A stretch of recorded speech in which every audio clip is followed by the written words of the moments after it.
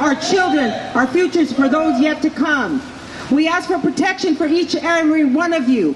We ask for justice and for peace for the parents of Alex Nieto, for Idris, and for Andy Lopez, and for all, Michael Brown, for all of the people who have died by the hands of the police. We need to teach and tell the police, you have to have humanity for our community. You have to look at our children and our youth not as targets or target practice.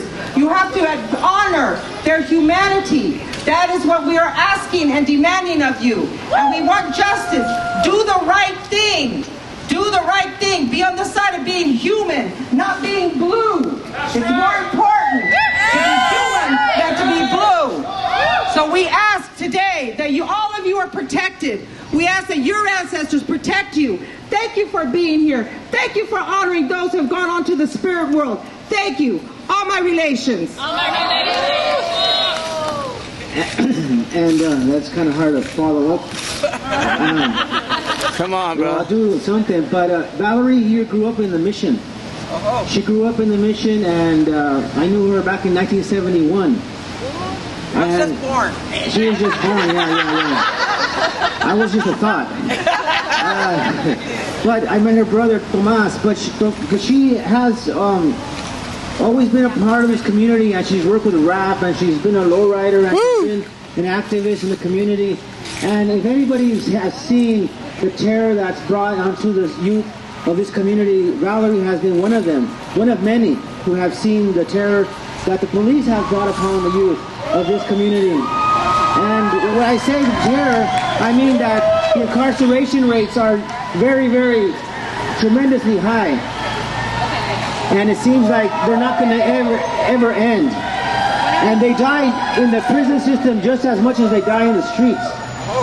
So with that said, we know we're highlighting the few who have been in this past 2 years. And I know there's been many that have gone unreported. But Andy Lopez in Santa Rosa was a crime. A 13-year-old young boy who was going to return an airsoft gun to his friend's house. In a community that's called the Moreland. It's not part of the city of Santa Rosa.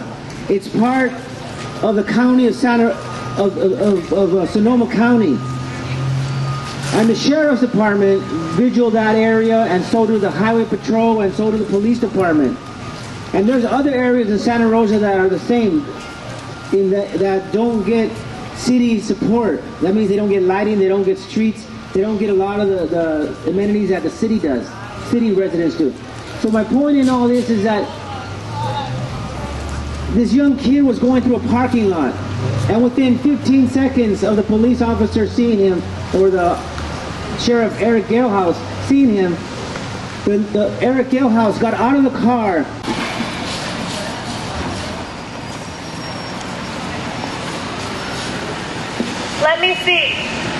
Let me see clearly what is going on here. Okay, that's better. I can see more clearly with my blindfold off. As they say, justice is blind. Even on Valencia and 17th, right here in the heart of the Mission, the displacement capital of the world, ground zero for working people of SF who are fighting to defend their homes and their lives. Here, we are in front of the Mission Police Station. I am Honorable Justice of the Streets, and we are here today to give justice to where justice is deserved.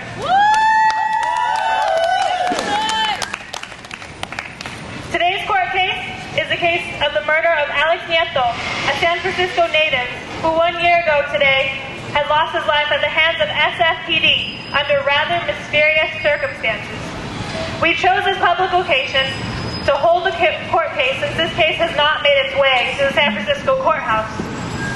The people of San Francisco have demanded a fair trial.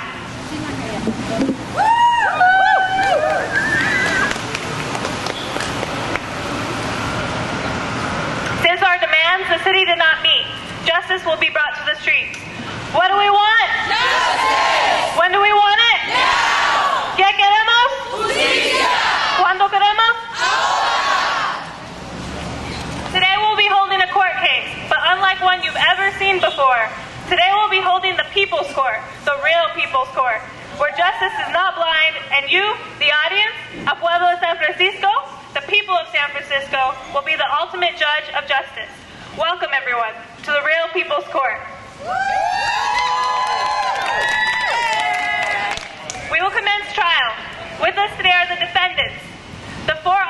officers involved with the shooting of Alex Nieto. Sergeant Jason Sawyer, Officer Roger Morse, Officer Richard Schiff, and Officer Nathan Chu and their lawyer. We have the prosecutor del Pueblo and our lovely audience and jury. Order in the court. Let us begin with opening statements. But before we do that, who was Alex Nieto?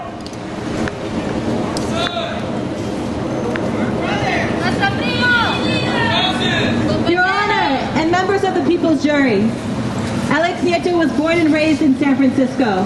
He was a beloved son, a brother. He was a full-time student at City College and a full-time security officer at El Toro nightclub. He was a practicing Buddhist pacifist. He was a provider for his family. He was an intern at the Youth Guidance Center and a leader in his community. He strived to be an advocate for our youth so that they may take a more peaceful path. He had a gigantic heart, and everyone loved him for his intellect, his kindness, and his gentleness. I'm here prosecuting these thugs on behalf of La Gente.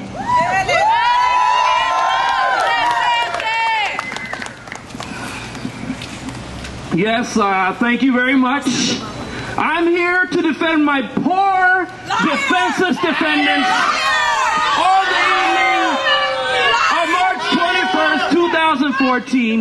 These four officers responded to a 911 call of a man sitting on a bench at Bruno Hill. These four men risked their life. They responded to the scene. Your time is up. Your time is up. sorry. Just say, Grace, your time is up. Your time is up. Get out of here, you pig. Because their life was at risk. I don't want to hear you. Thank you very much. We appreciate you. That's okay. Thank you. Thank you. I don't want to hear These are over 58 shots, 16 of which were out. Yes. I don't want to hear it. 56 shots. One man. Sounds like an assassination to me. What was this man doing on Bernal? Well, he was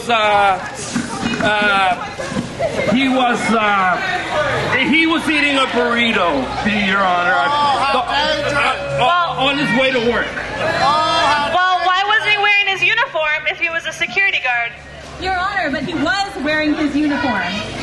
On the evening of March 21st, Alejandro Alex Nieto, 28 years old, was shot and killed by the San Francisco Police Department on Bernal Park Hill without any justification. The officers here before you, Jason Sawyer, Nathan Chu, Roger Morse, and Richard Cliff, are guilty of his murder. Alex Nieto, a Bernal Heights resident. Does the defense have anything to say?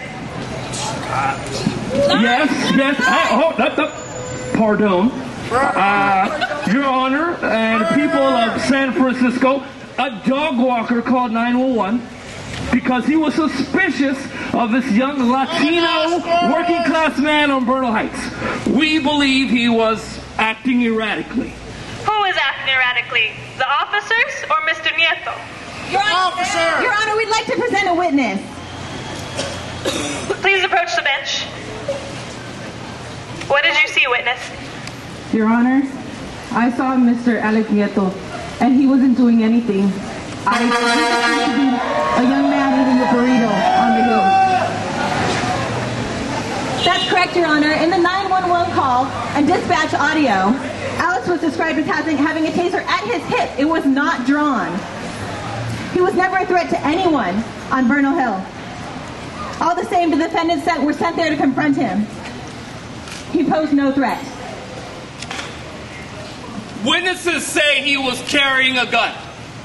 He was wearing a licensed holster for his taser. That, may I add, was part of his work as a security guard. It was part of his uniform. Y'all carry guns that make y'all dangerous? My defendants confronted Alex as he was walking downhill on his way out of the park and killed him with a 2 sequential volley of shots. The first volley took him down to the ground. The second volley of 10 shots, over 10 shots, killed him. The judge and people's jury will deliberate. Is there any other evidence that the prosecutors would like to present to the people? Yes. The prosecution also has an issue with how the investigation was handled. 18 hours after Alex was killed, officers interrogated members of his family for 45 minutes. They attempted a warrantless search of their home, all without even telling them that they had killed their son. Officers stole Alex's car with keys they retrieved from his body. They had no warrant. They ripped his car apart. They took his iPod, his security jacket. They have yet to say what else they took from his car. It took SFPD 9 months to release the names of these officers. Since 2000, 97 officer-involved shootings have occurred. Of those 97, 33 people have died, and 35 people have been injured.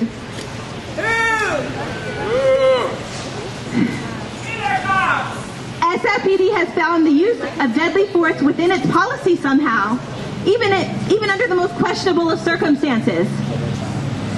It happened with Idris Deli, it happened with O'Shane Evans, and it's been happening for the last 12 months with Alex Nieto. This is evidence of an official policy by SFPD, an entrenched culture, and a posture of deliberate indifference toward protecting the civil rights of black and brown people in San Francisco. The resulting death and injuries is a result of SFPD ratifying unconstitutional conduct of its officers, who are guilty. Is there any outstanding evidence that the defense would like to present to the people? Yes. According to the 911 call, it looks as if Alex was,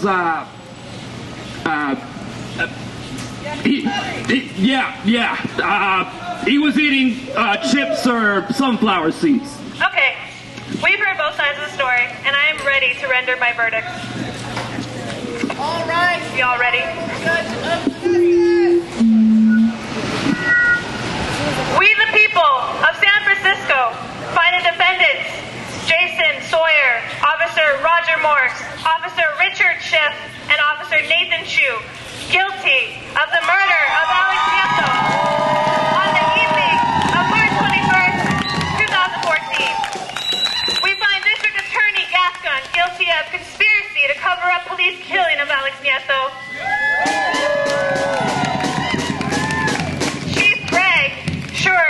Guilty, and Mayor Ed Lee guilty of silence, feeding lies to the public, covering up the facts of the case, and character assassination.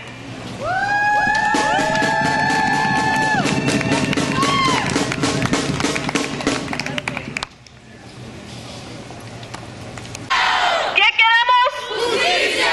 ¿Cuándo queremos? Thank you.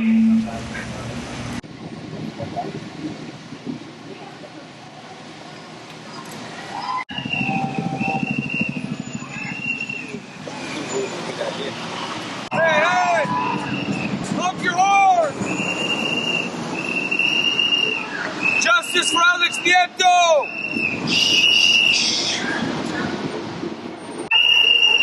Or justice, no peace. Well, thank you. You're brave.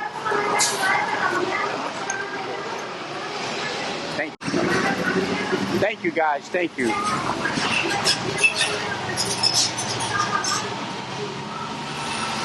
El código policial, les aviso, el código policial de disturbios. Queremos preguntar qué es un disturbio, qué está haciendo los disturbios y la violencia en la misión, quién está causando dolor a nuestra gente.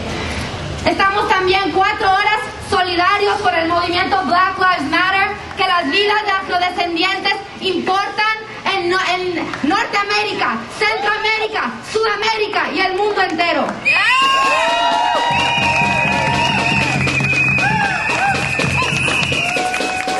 I'm loving y'all energy, man. Damn, we just shut it down. So now I want to introduce to the mic Adriana Camarena from the Justice for Alex Nieto Coalition. Where you at? Where you at?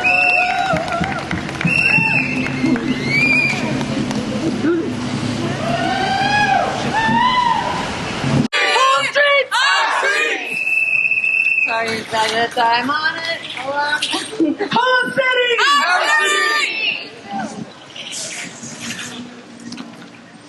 Thank you, everyone, for being here today. I have to admit that I cried this morning when I saw all of you out here in support. I've been accompanying the Nieto family, and to see you all out here today is really heartening, and really it's about a lot of love. So thank you. For Alex's 1-year community commemoration, I sat down with the Nieto family and collected their thoughts about the past year. And so what I want to read to you are their own words that I've translated. Words from Refugio and Elvira Nieto on the 1-year community commemoration of Alex Nieto. Here we are, and it seems incredible that a year has transpired since Alex was taken from us. I, Refugio, miss his jokes. Sometimes in the morning, he'd enter quietly into our room and rip the covers off of us. I also remember that he would squeeze me, hugging me from behind, and when I'd get mad at him, he'd smile and say, "Don't get grumpy, old man." Now I wake up stiff. I must be missing his hugs. Ay, Elvira, remember that he loved to eat. Enchiladas, tacos, fajitas, barbecued goat, pork and green chili sauce, pinto and black beans, everything. I remember he would grab his belly, the rolls of fat, and say, "Mommy, I'm going to exercise to lose weight." I, Refugio, remember that before Alex died, we trusted in the police and the city government. But after Alex's death, and seeing the lies they told of him, we lost all trust. These days, I think often that Alex was excited to go to Mexico in September to visit our town. It is the greatest and most painful sorrow that that journey did not take place. I, Elvira, remember that the district attorney told us he was going to help us, and in the end, he said nothing could be done for us. I, Refugio, remember in those first days after the death of Alex that his friends arrived, Ben Sierra and Maria Villalta, to offer their help, then Joey Baez and Adriana Camarena. I, Elvira, of those first days, remember nothing. I, Refugio, remember that more of Alex's friends gathered to help. I had never been to marches and I felt like I wanted to escape. I felt out of place in the crowd. Reporters and people greeted me and I felt confused. It took me months to understand why I was there. In those days, I would hear the doorbell ring late at night. Alex returning from his night shift. I would hear it clearly, but when I looked out the window, he would not be there. I, Elvira, in those early days, would not even leave the house. We had never been to those protest things, despite Alex loving to support justice causes. I would wake up and ask, is this a dream? I felt he was there, but he was not. I asked myself if it is worse to suffer the death of a loved one with a prolonged illness than being able to see them, or an abrupt death, such as Alex's. I, Elvira, remember that he was about to enter his internship at the juvenile hall to counsel youth. It was his greatest aspiration. I, Refugio, remember that he had just completed his exams to take that job. But to motivate him, I would say, I don't believe you. The facts will speak for themselves when you bring me your certificate. I, Elvira, remember when after his death, we received his certificate of graduation from City College in time for Mother's Day. I, Refugio, remember telling Alex, forgive me, son, for having doubted you. I, Refugio, gradually learned that it was important to march, even though they gave us nothing. We were distracted from our anguish. I, Elvira, realize that the police want us to stay real quiet. But protest marches are meant to awaken people. Since I was told that the officers who killed Alex will not face a criminal trial, the marches and protests have become more important. I, Refugio, think that we have met so many very beautiful people at those marches. It was a pleasure to feel so much love for Alex. I would even put my hand on my chest to feel my heart flutter. I thought maybe I would die and would tell Elvira, if I die, you have to carry on. I would even feel embarrassed by so many people wanting to greet me. Those hugs would reach so deep inside me that sometimes tears would flow. It was and continues to be so lovely to see the people who are still accompanying us. I, Elvira, see that we have met so many people who knew Alex, of whom we had no prior knowledge. I feel such pride that Alex was so loving and friendly with all people.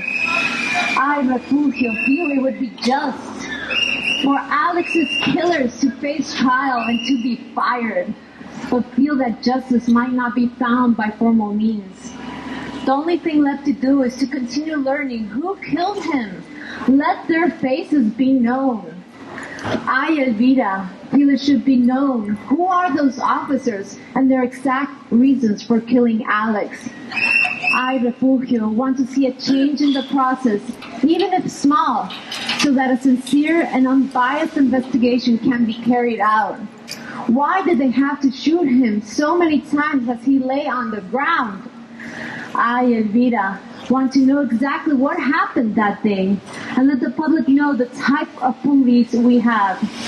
I, Refugio, give thanks that you still believe that we can have justice and ask not to let yourselves be intimidated, since we do not know when this will end. It is not for us. It is for Alex and for the entire community, so that we learn to hold unity.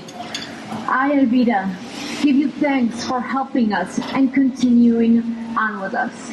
Those are their words on Alex's one-year commemoration. Thank you. Show some more love, you guys. Come on, I know y'all like it now.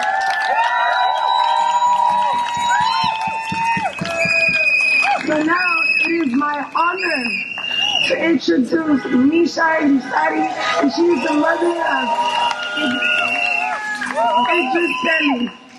Please listen. Buenos días. Buenos días. Tantísimas gracias de estar aquí con nosotros el día. Estamos dando un ejemplo de paz y cómo se va a ver la revolución, cómo somos hoy día aquí, de todas razas y de todas edades. My name is Misha Irizarry. I'm the mother of Idris Kelly, who was shot 48 times inside of the Metreon 13 years ago. He was my only child. They had dispatched the baby station, the mission station, and also the Tenderloin Task Force. I call them equal opportunity thugs. The thugs in blue of the mission police have been terrorizing people on 16th and Mission, the homeless, or people with mental health issues. They beat up a man, do you remember here? Back kid night, D. Paris Williams was beaten viciously at the Valencia Garden. He was black. 6 months earlier, another youth was beaten viciously on 24th and Mission. Equal opportunity snitches. They arrest food vendors, undocumented food vendors, and send them to 850 Balberan Street, where ICE picked them up on Thursday afternoon. Equal opportunity assassins, and I'm going to ask you to say presente. Mark Garcia. Presente. Idris Kelly. Presente.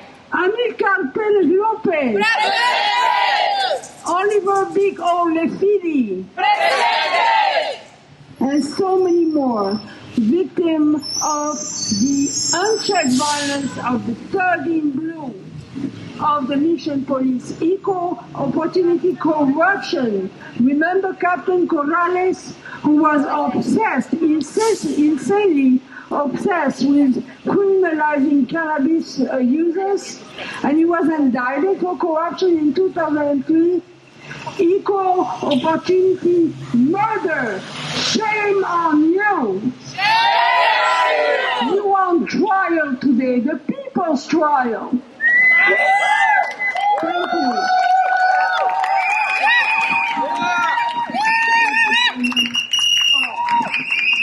Justice for Alex Nieto. And of course, the people who exemplify courage and resilience over there, immigrants from Jamaica, justice for O'Shane Evans.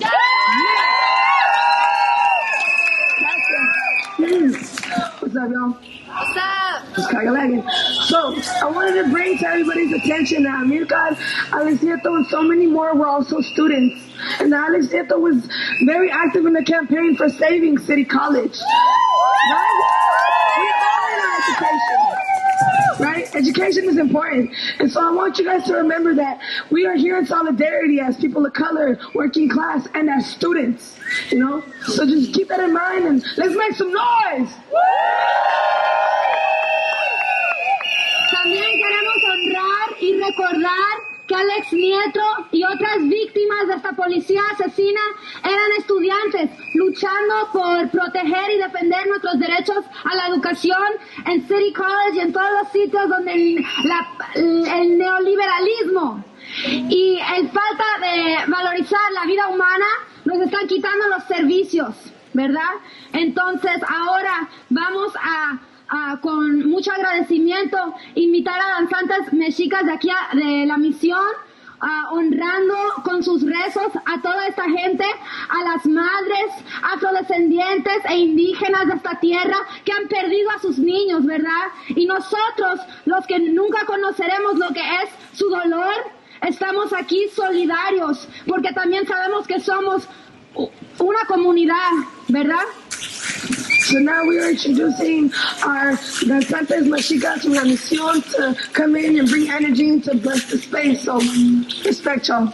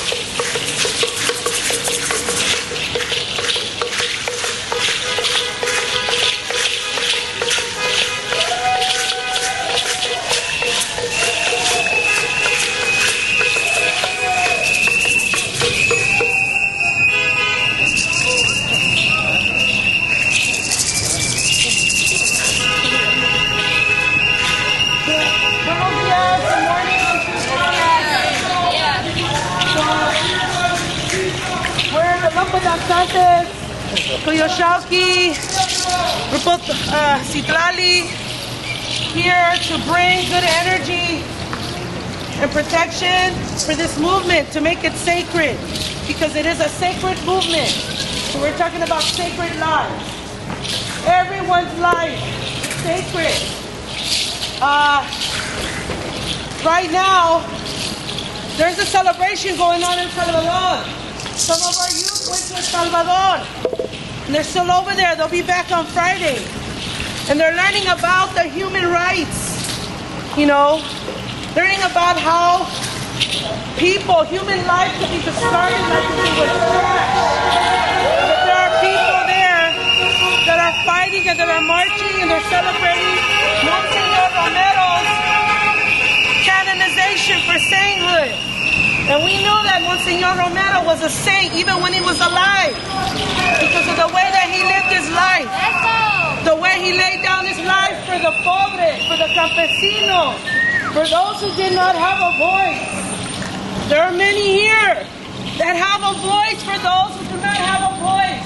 Those who cannot speak right now and say, why did you kill me? What did I do? What did I do so wrong to merit that type of treatment? My life is valuable. All of our lives here are valuable. And what resonates in my head right now was the last sermon that he gave in La Catedral before he was assassinated. And he said that no human being is obligated to obey an unjust law. Nobody.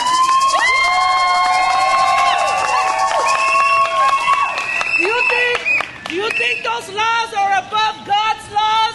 All of us here are children of the Creator. We are all children of God. We're all family. And the laws of God, those who grew up in church, I grew up in church. No matarás. You shall not kill. You are an abomination if you kill. Remember that. It doesn't matter who you are.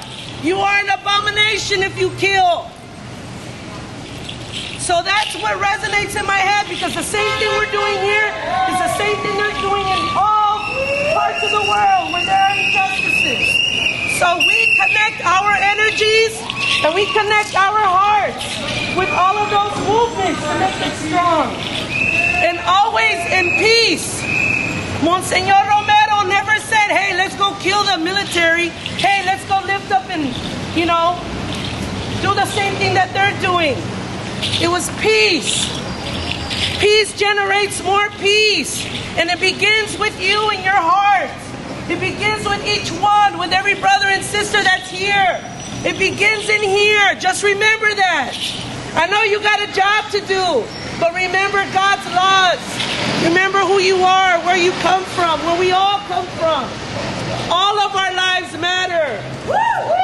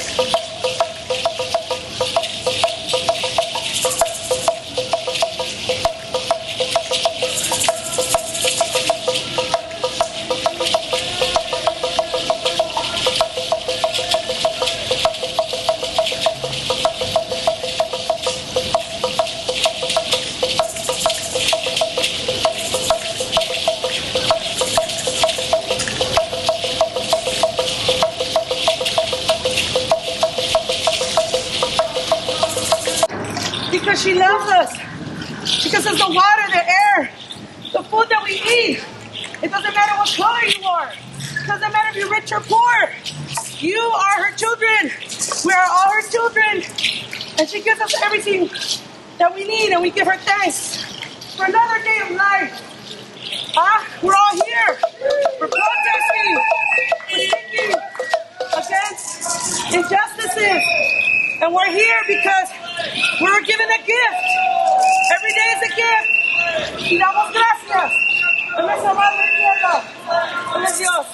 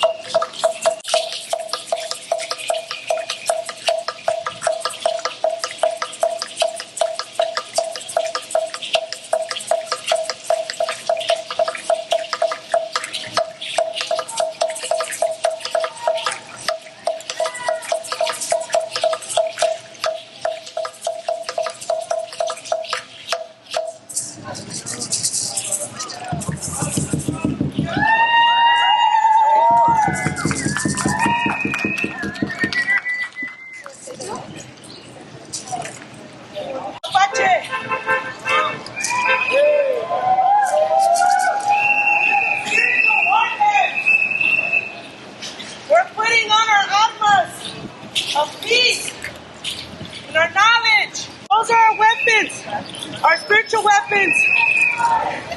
And that's what this danza is. Our spiritual war dance. And also to lead us and guide us in our work, to the work that we're doing here. All of our ancestors, the Ohlone, original peoples whose land we are dancing on and offering our prayers.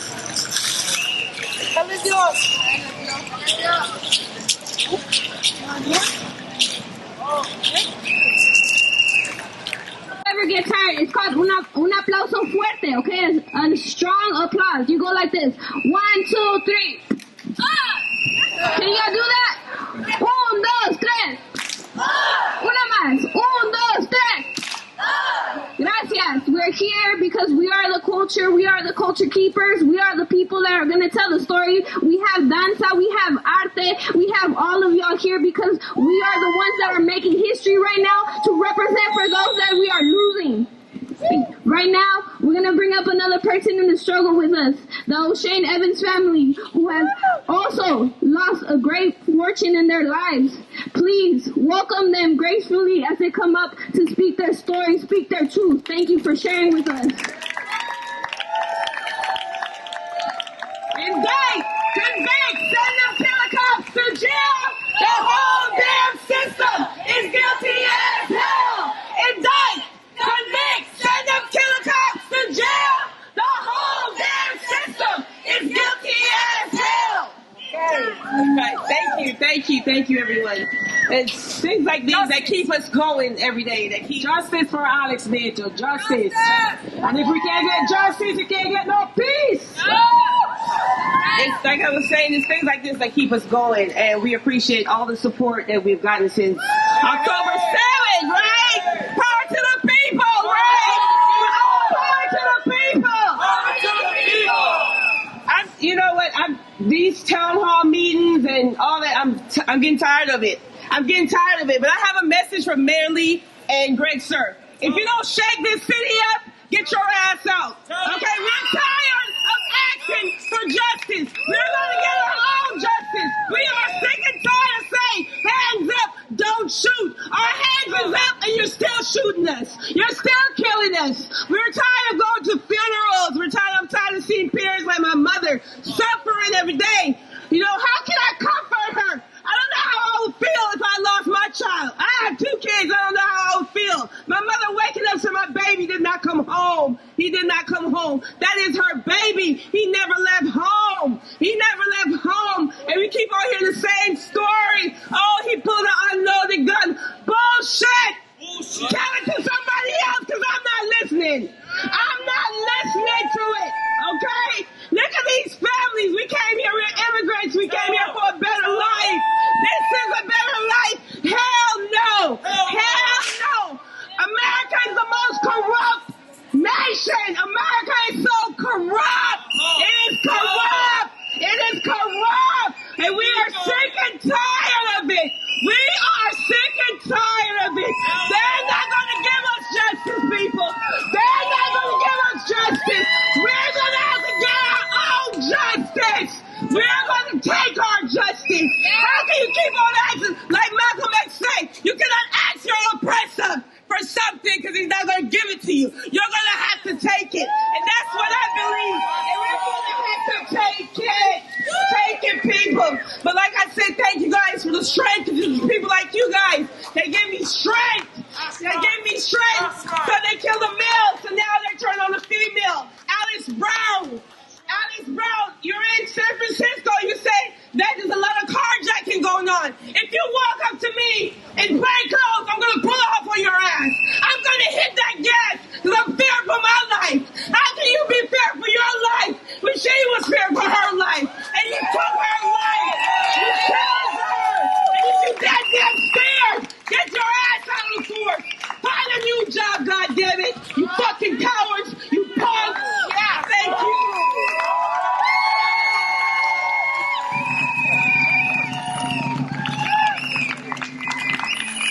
Wonderful. And you see that energy, that love, that power, that passion That's important here. So now it is my honor to introduce Senyaka from the Malcolm X grassroots movement. So please give it up for Senyaka, y'all. Thanks everybody for coming out this morning. One thing to know. This stuff that's going on with these police, these are genocidal officers, genocidal agents. We gotta start calling this stuff for what it is. Right? This is genocide. Right? Any action designed to kill or destroy a people in whole or in part, genocide. My organization, the Malcolm X Grassroots Movement, came out with a report in 2013. It showed every 28 hours a black person was murdered extrajudicially by the police, by vigilantes, and security guards. Right? And we know that's an undercount. That is not an accurate number. That is an undercount. It does not include the people who got murdered in the jails. Right? We gotta start calling this stuff for what it is. And long term, yes, we need justice. Yes, we want justice. We deserve justice. But what we really need, like we need air to breathe, like we need a land to live on and grow food on, we need power. We need to move towards building power, seizing the institutions in the community. We talk about gentrification here. We need, the people of this land here need the power of their institutions to build them up and defend them. Long term, we're talking about national liberation. We're talking about national oppression. We're all oppressed nations. And these fools over here enforce imperial domination on our people. That's what it is. That is exactly what it is. And so, as we stand here today honoring the life of the fallen comrade Alex Nieto and all the other people, please, please commit to doing whatever you can to build power. Join an organization. Build your base in the community. Bring more people into this. Educate your people. I want to give you love and just the solidarity of the Malcolm X Grassroots Movement. We're going to be here with y'all. This stuff is going on all across the empire. Wherever there are oppressed nationality people, there is genocide. For 500 years. For over 500 years, everywhere there's been oppressed nationality people oppressed by these European settler nations, we're dealing with genocide, and we're going to stand up to it. We've always resisted it. Resistance, they say that resistance is as old as the first ass whooping. Right? We're going to stand up to it wherever it exists. Wherever it exists, we're going to stand up to it, and we're going to move, and we're going to be victorious. All power to the people and free the land.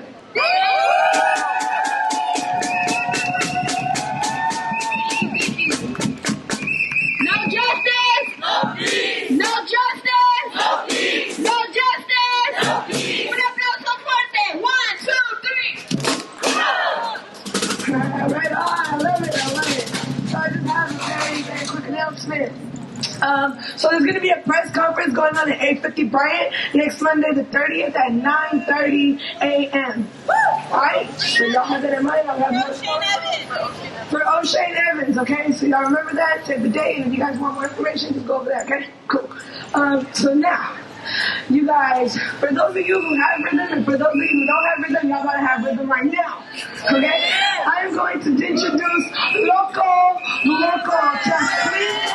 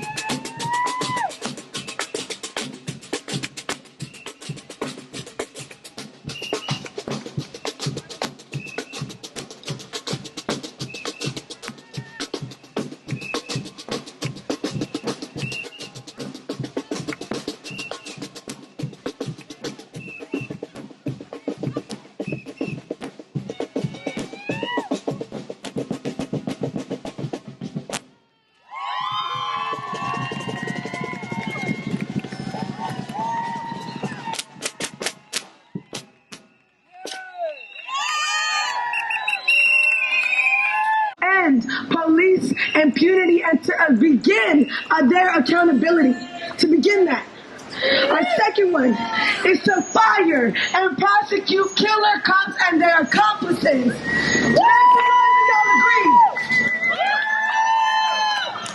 Our third one is that gentrification is violence against the working class people of color, right?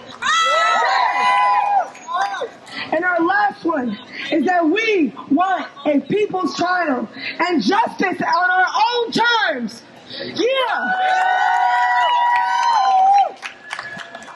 Estamos recordando por qué estamos aquí. Queremos que termine de una vez la impunidad policíaca, que ya paren, basta ya de asesinatos. Queremos que estos policías asesinos pierdan sus trabajos y no sigan en las calles.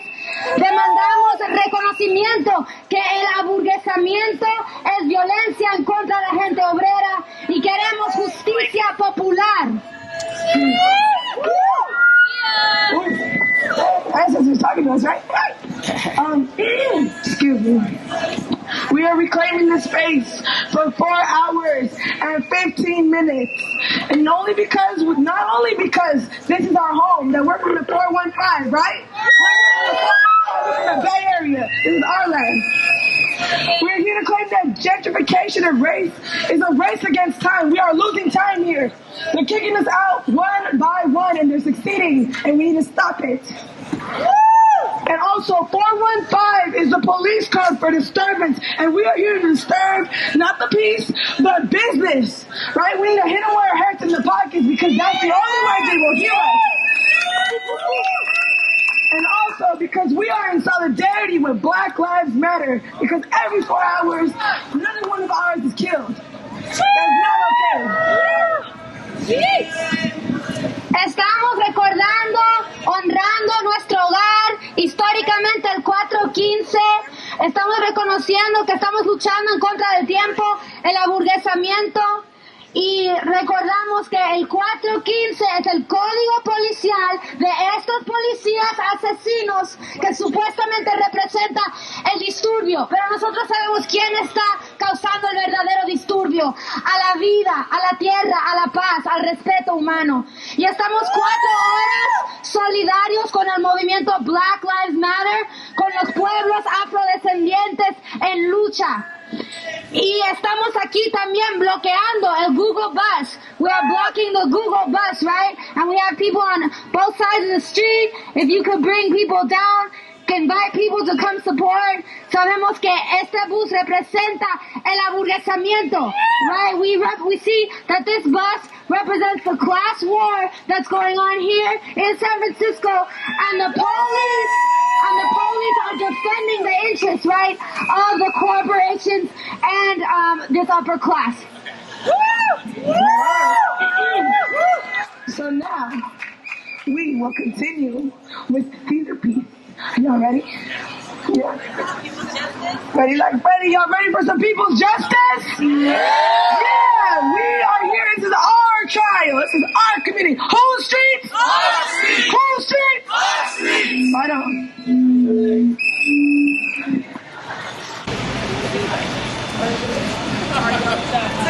Sorry.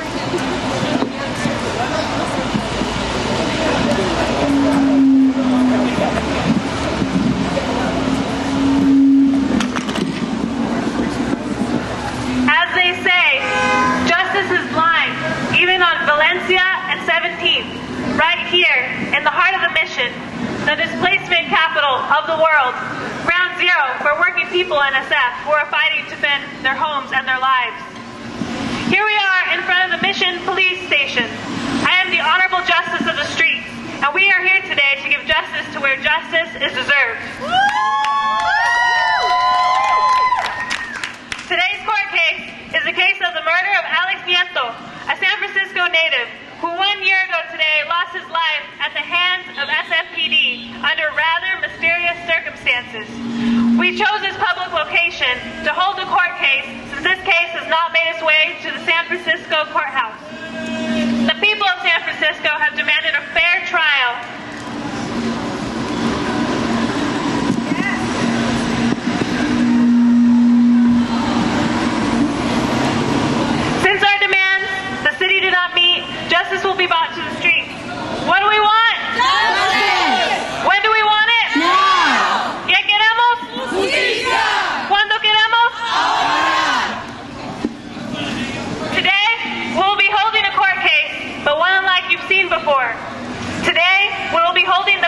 court, the real people's court, where justice is not blind, and you, the audience, a pueblo de San Francisco, the people of San Francisco, will be the ultimate judge of justice.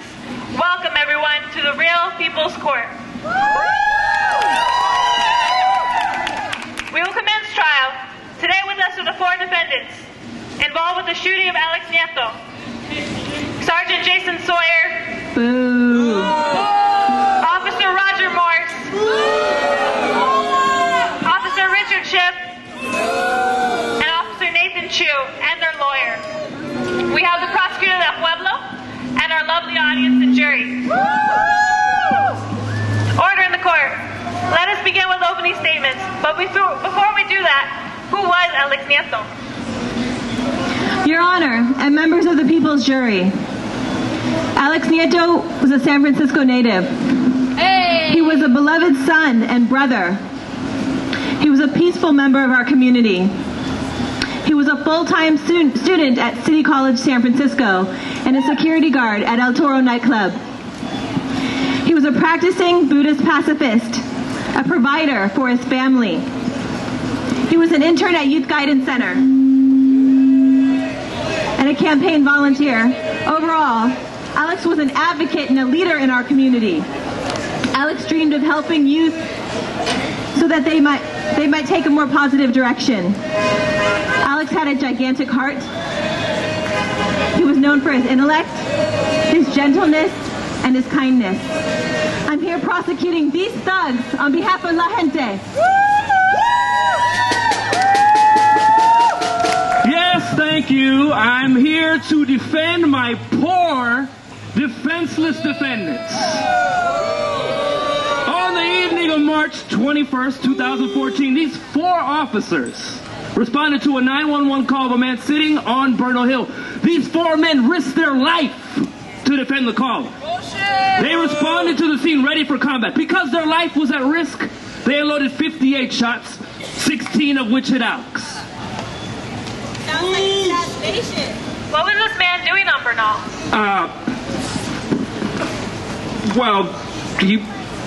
He was eating a burrito. He was eating a burrito on his way to work. Well, why wasn't he wearing his uniform if he was a security guard? Your Honor, he was wearing his uniform. On the night of March 21st, 2014, Alejandro Alex Nieto, 28 years old, was shot and killed by San Francisco police in Bernal Hill without justification. The officers here before you, Nathan Chu, Roger Morse, Jason Sawyer, and Richard Shipp, are guilty of his murder.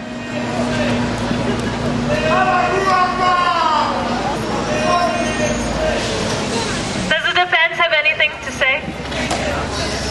Yes, Your Honor, and people of San Francisco, a dog walker called 911 because he was suspicious of this young Latino working class man in Bernal Heights. We believe he was acting erratically. Who is acting erratically? The officers or Mr. Nieto? I'd like to call a witness. Please approach the bench. What did you see, witness? Actually, Your Honor, I saw Alex, and he wasn't threatening at all. He just seemed like a guy eating a burrito.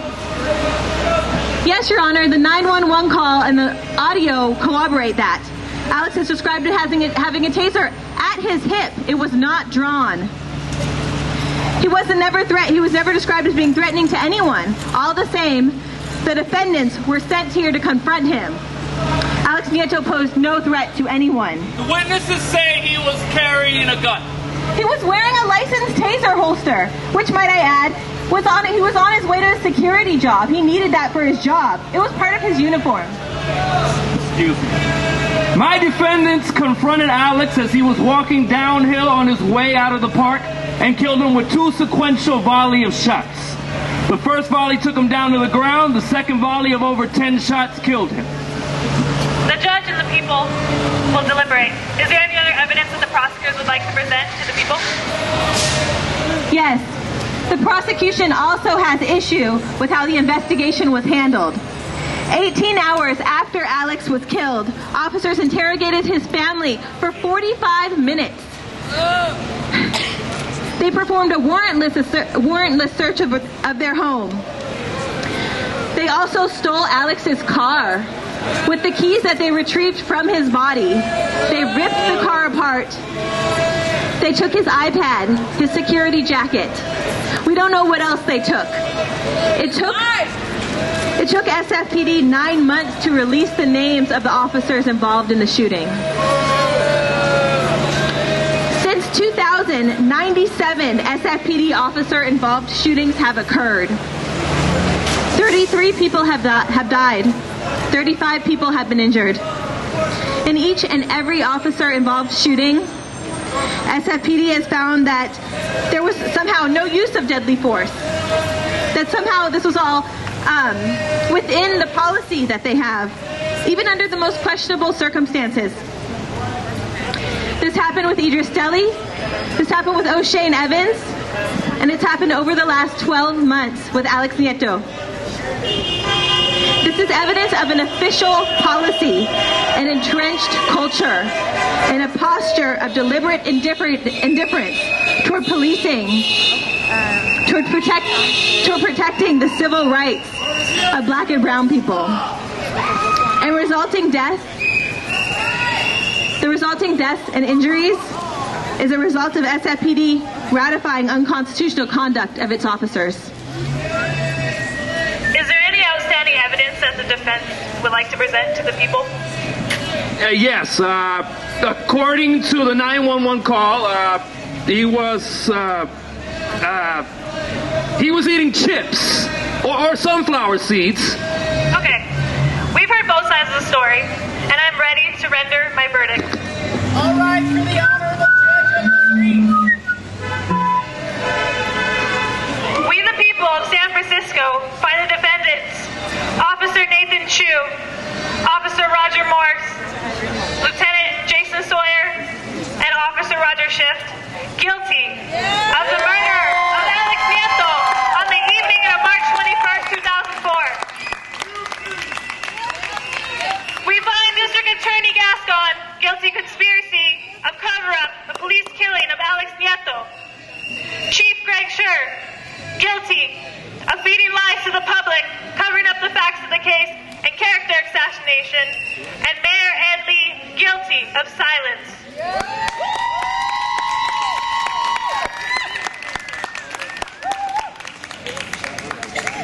No justice, no peace. No killer, police. No justice, no peace. No killer, police. No justice, no peace. No killer, police. No justice, no peace. No killer, police. No justice, no peace. No killer, police. No justice, no peace. No killer, police. No justice, no peace. No killer, police. No justice, no peace. No killer, police. No justice, no peace. No killer, police. Escucha. Can y'all hear me? ¿Se escucha? All right. We want to remind y'all why we're here right now. Estamos aquí. Why are we here? To publicly respond to the non-indictment of Alex Nieto's 4 murderers, SFPD. Is that right? Yeah. Also, to connect gentrification and police brutality, because the two do not produce anything positive for us here. Is that right? To connect local cases to the national crisis. We are losing too many people across the nation and across the world for no given reason. Is that right? And also, to promote Black and brown solidarity. Is that right? That's right. So we're going to leave y'all in some chance, but we want to send our love over here to each end, the ones that are keeping us safe. Right here, if y'all see the banners, they've been out here since the morning. They've been keeping us safe. So we're going to tell them, indict, convict, send those killer cops to jail. The whole damn system is guilty.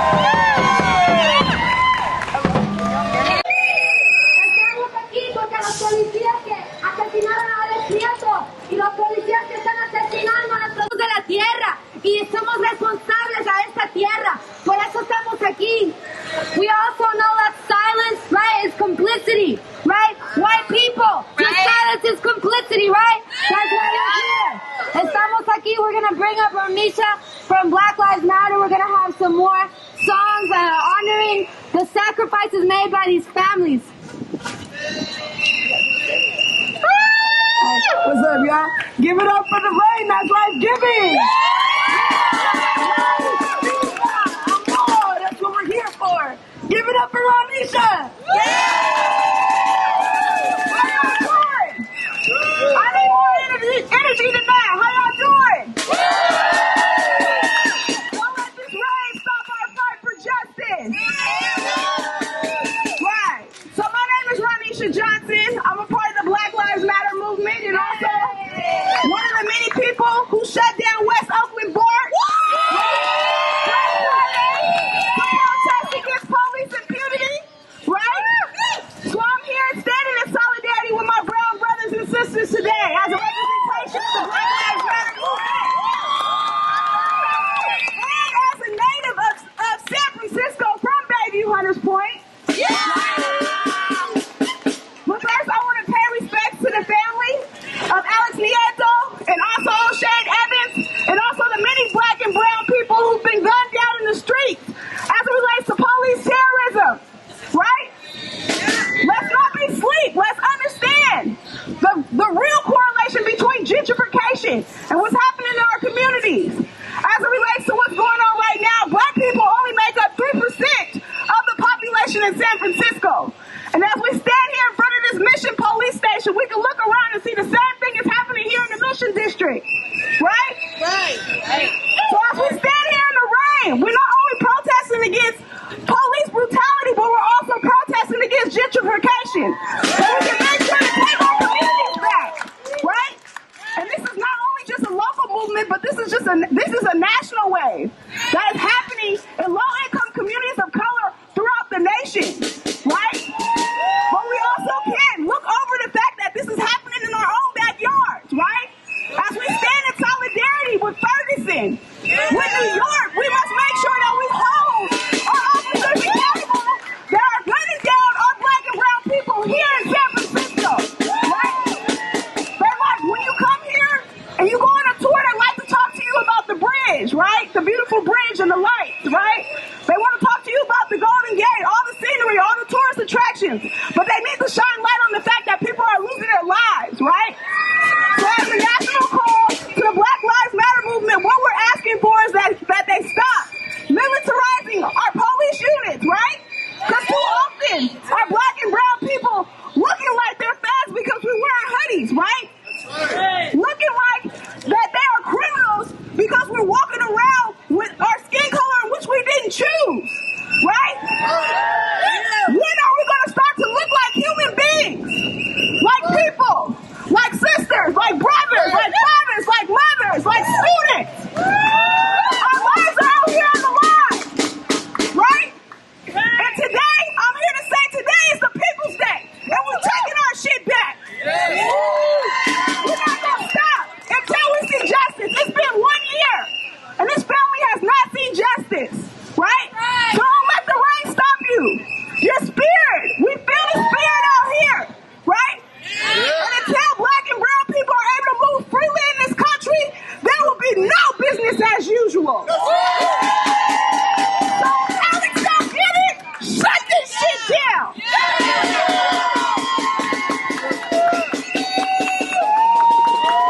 We're on.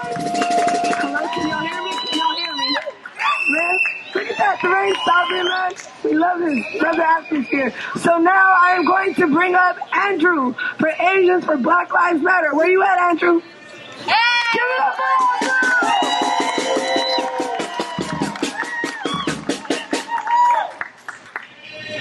Hey y'all, thank you for coming out tonight, this afternoon, this morning. Good morning! It's a good morning. We out here. It's a very good morning. I'm here with the affinity group Asians for Black Lives.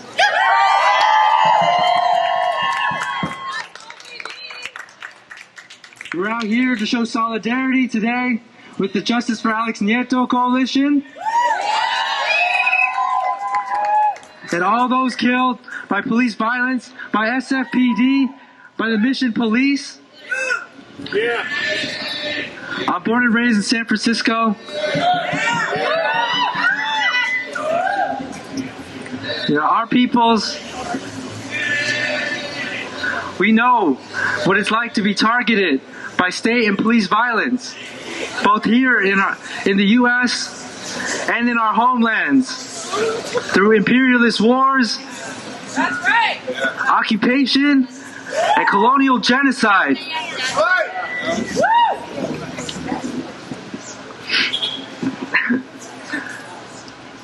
Took some notes.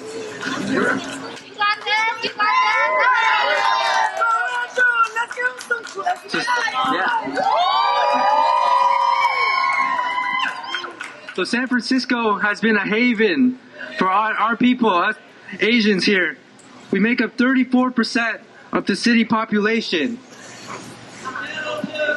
We need to rise up in moments like this to challenge white supremacy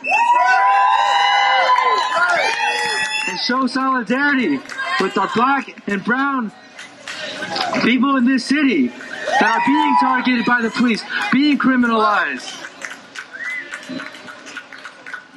being displaced from San Francisco, from the Mission, being locked up, and being killed by gentrification and police violence. We live in a so-called multicultural society where race supposedly does not matter and we should be colorblind. Multiculturalism means that if we just had more cops of color, people of color in government, we would be more diverse, more tolerant, and understanding. But multiculturalism will never liberate us. We don't need more Asian cops like Nathan Chu, one of Alex's murderers. And we don't need more Asian mayors like Ed Lee to be complicit and silent. We don't need more cops. We know that Asians, as the so-called model minority, do not face the daily struggle of police harassment and violence. But we must understand that we live in a white supremacist and anti-black world that targets people of color. I want to bring up the memory of Errol Chang, an Asian man murdered by Daly City and Pacifica SWAT. The anniversary of his mayor was this past weekend. Errol was killed in his home after people reported paranoid behavior. Instead of sending mental health workers, they sent the police, armed and ready to kill. Like Alex, Errol died at the hands of the white supremacist police. As Asians, we must begin to work and show solidarity in dismantling the police state and holding our own, like Nathan Chu, accountable. We must work to stop this police violence, the new SF jail that's going to be built, and all those criminalized, the mentally ill being murdered.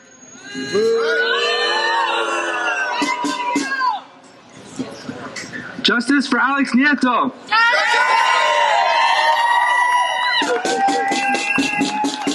Yeah, justice for Alex Nieto. Now I will bring up our MC, Fabi Estrella, and our little helper, our loved one of our youngest activists here, Jazzy Estrella, to share some good vocals with us. Are y'all ready? Thank you. ¿Qué queremos? Justicia. ¿Cuándo? Ahora. ¿Qué queremos? Justicia. ¿Cuándo? Ahora. I want to introduce Jazzy Estrella. She's a young Chicanita from the Excelsior district, which we know that they're here in the Mission, right? But they're coming for the Excelsior next. They're going south. They're coming for our neighborhood, South San Francisco, Daly City, all of that. Jazzy is a student at Monroe Elementary School. She's 9 years old, and she wrote these words to this song in class to share with all of you and to share with all these people right here to remember your own children. Remember the future that is coming up and the world that you're leaving behind to them. Can you make some noise for Jazzy Estrella?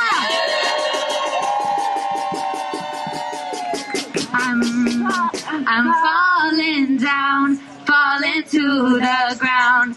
All the violence, no silence. All the murders, the stabbings, police killing, kidnapping, all the bad things they be doing. All my people, they be ruling. What has the world come to? I'm not asking me, I'm asking you. I'm looking at the sky like I wanna fly. Don't know where I am, fading to the sand. Look at the light we might find. Why can't you see that this is me? I'm a flower in the city, blooming with power in the city. Make some noise for Jazzy Estrella!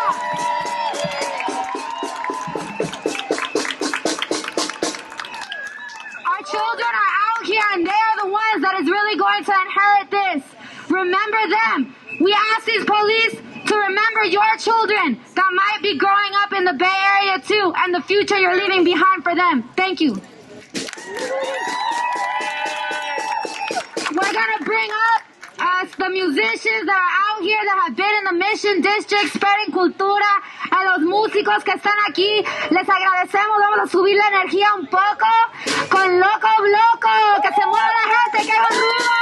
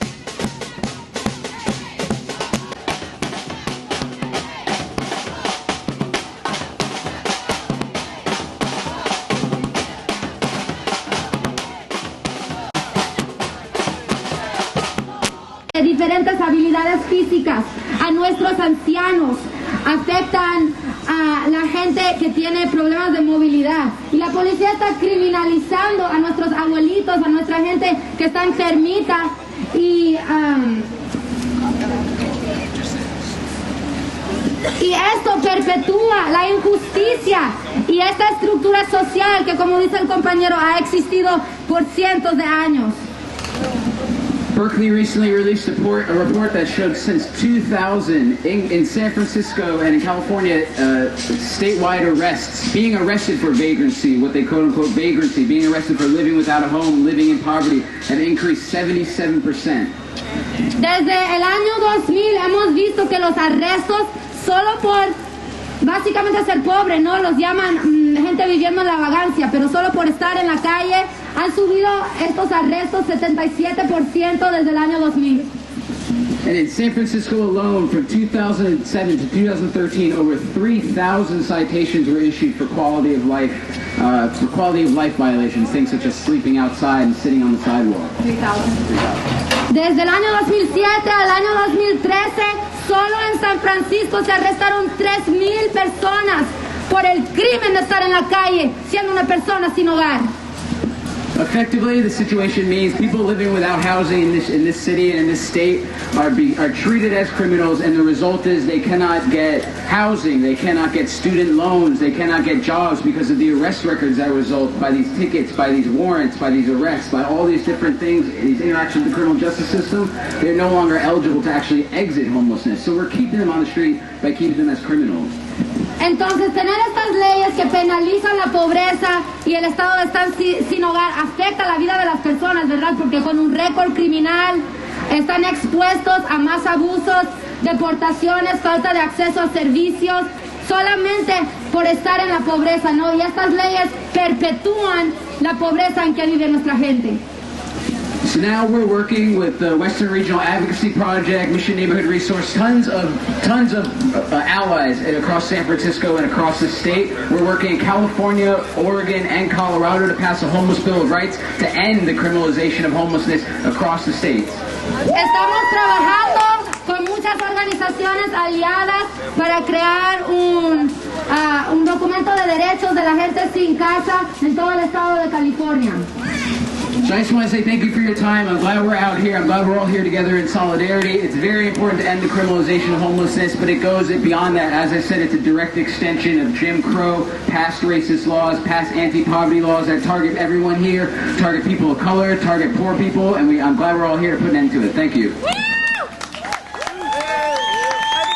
El compañero dice que estamos aquí solidarios, que estas leyes en contra de la gente viviendo sin casa son una extensión de leyes, por ejemplo, Jim Crow, leyes que criminalizan a la gente afrodescendiente e indígena, y estamos aquí solidarios para luchar para que se terminen estos abusos. One more round of applause, yeah? Come on, y'all louder than that. We gotta keep this energy alive, you guys. So, now I am going to introduce the Brass Liberation Orchestra and Loco Bloco. They're going to share some more rhythm and music and love and passion with us. So y'all ready? Yeah! I can't hear you. Y'all ready? Yeah! Y'all ready? Yeah!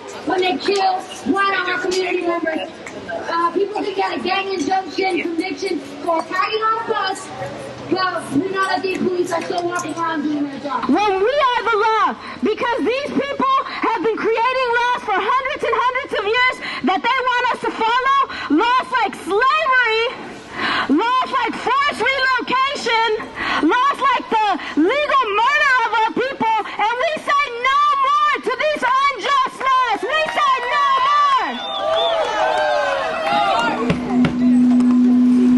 I'm going to read off some names, y'all, and I want you guys to say presente after each name.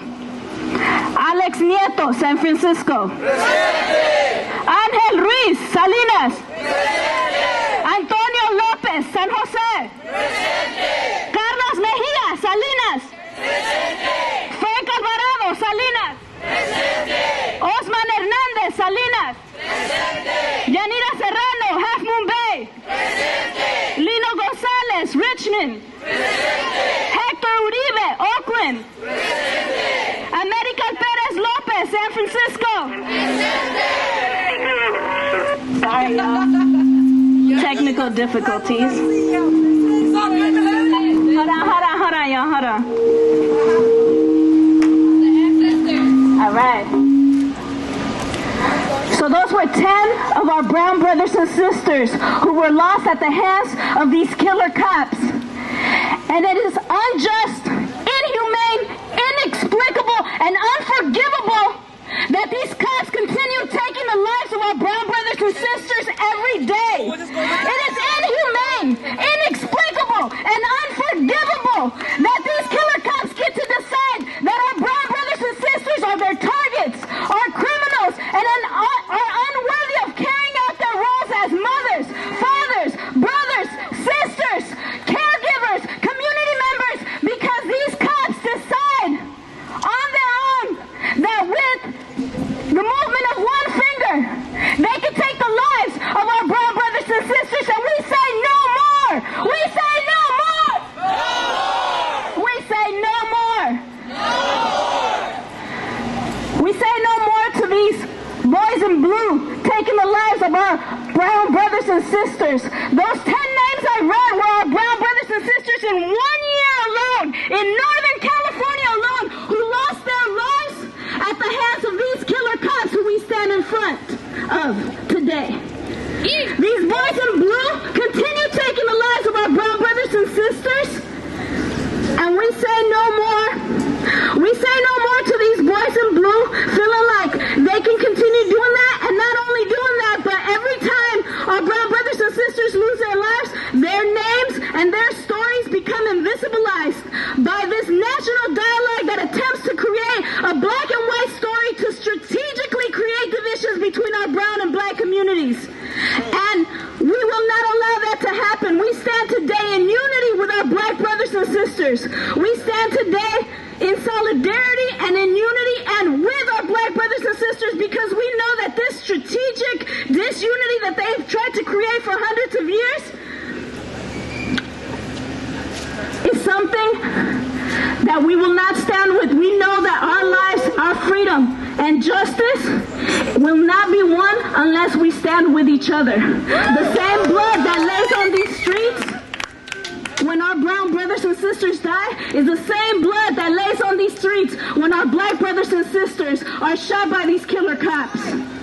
It's the same blood, and that blood runs through our veins, and also the blood of resistance that for hundreds of years we've carried in our veins, and we will continue to carry in our veins. And as long as they continue attacking our communities, we will continue to fight back alongside of each other until the dying end. The stronger the attacks get, the stronger our resistance gets. My name is Agnita Salazar. I'm with Chicana Moratorium Coalition, and we have been shutting down these streets for hundreds of years. And what we need to remember is that it's not about one police officer. It's not about one victim. It's about this entire system. And we say no more to this system. We say no more not only to these killer cops shooting our people indiscriminately. We say no more to the state violence, like this forced relocation that these Google buses and these companies continue enforcing on our communities. We say no more to all forms of state violence. We say no more to this unjust system that has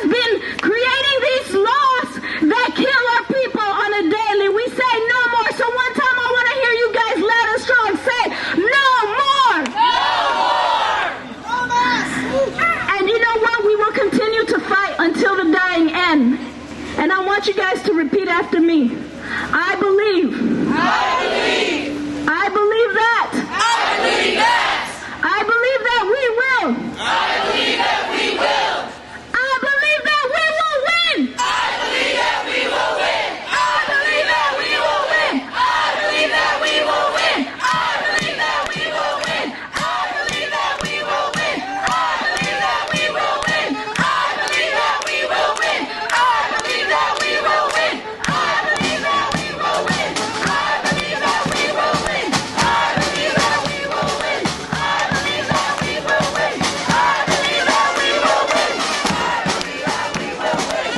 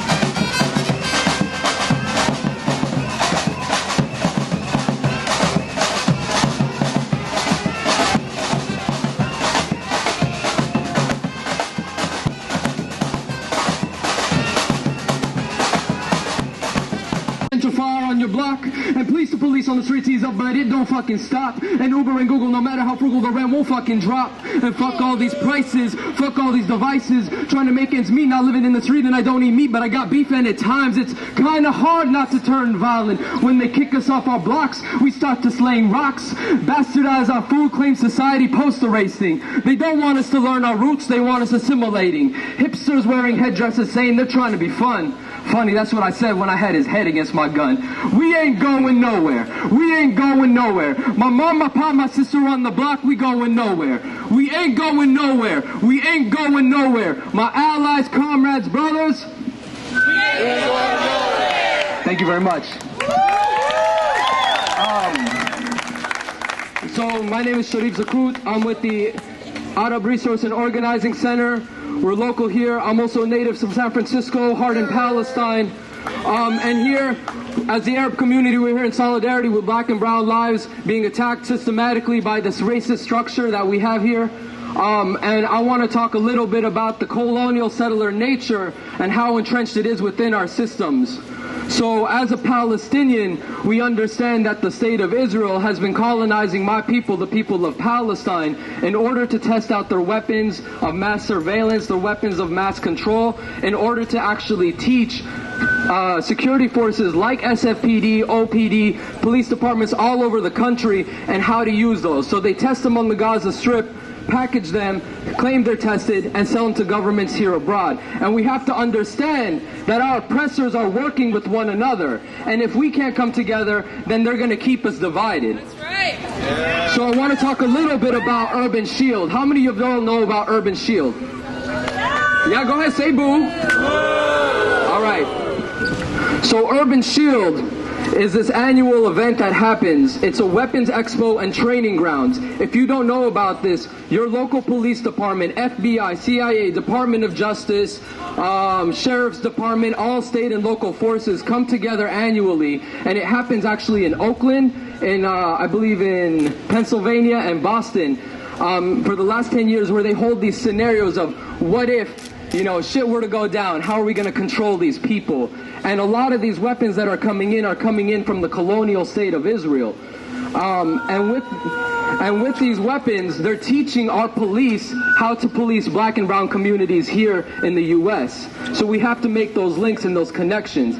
And as a Palestinian, as an Arab, we know that the state of Israel is colonial in nature. We understand that the structure in itself is inherently racist. And like many of the people said before me, it's not about one police person. It's not about one cop just shooting down people. It's about a racist, white supremacist structure. These are the people who are on the front lines defending white supremacy, defending the ideals of this colonial settler nature of this country as well. So I want to say I'm just so excited to see so many beautiful faces out here coming from different communities.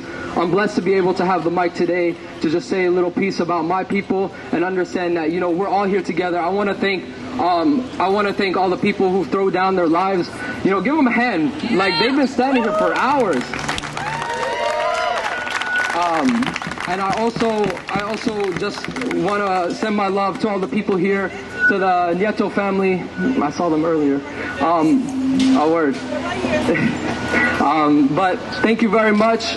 We have to understand that we got to resist together or we're going to fall apart. They're going to keep us divided, and this is what gentrification does. It's just another form of colonial settlement. Excuse me. So thank you very much. Much love to y'all. All power to the people. Thank you. Give them another round of applause. Right. So now, we know that today's action isn't just about police brutality. We're also going to talk about gentrification. And so please give a warm welcome for La Sabi! No consequence, no confidence. Basically saying if you guys don't suffer consequences and our community does, we're not going to confide in you. We're not going to be able to come up to you and ask you for help because you guys don't suffer consequences the way we do. If I came up to any of y'all and shot y'all dead, or if any of y'all shot me dead, I guarantee you guys will be dead or rotting in jail, right? Police officers, you guys don't have to be afraid of that. You guys don't have to face indictment. You guys barely have to face the community because we don't even have two faces as those officers. Right? Isn't that unjust? Isn't that not correct? Isn't that something that hurts? That our heart cries, our mothers are crying, we're losing children by the hour, by the minute, by the second, and it's not okay. I'm tired of going to funerals. I'm tired of crying. I'm tired of not being able to meet somebody because they were taken too damn soon and nobody did anything. Aren't y'all tired of it?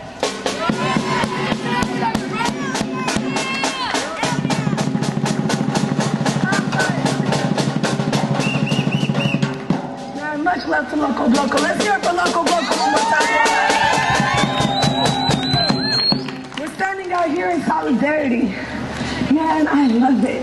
Man, this is like a healing process for me. You know, a few months ago, I was sitting and I was at point blank ready to kill myself. I was so ready to die. I was so ready because I was done done with life. I was done with the injustice. I was done with my hate. I was done with feeling like I couldn't do shit. And then I came to something like this. I heard little ones talking about justice. I heard elders telling me the truth. I seen people come out in the masses. I met with organizers and we talked about what's real. What's plaguing our community? It's not just ignorance and it's not just violence. It's people's passiveness with this shit. Right? Man, goodness gracious, I want to thank y'all for closing up my doors.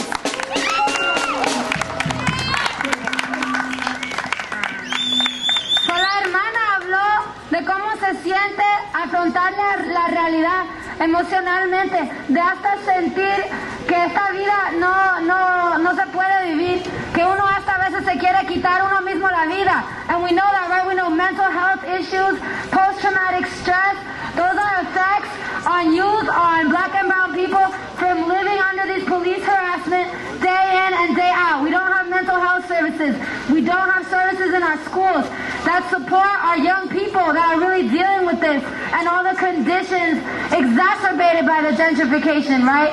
We have these police that are out here harassing women, right? Sexually harassing our women, treating people with just a lack of dignity, right? And those are all things that cause long-lasting consequences for us, right?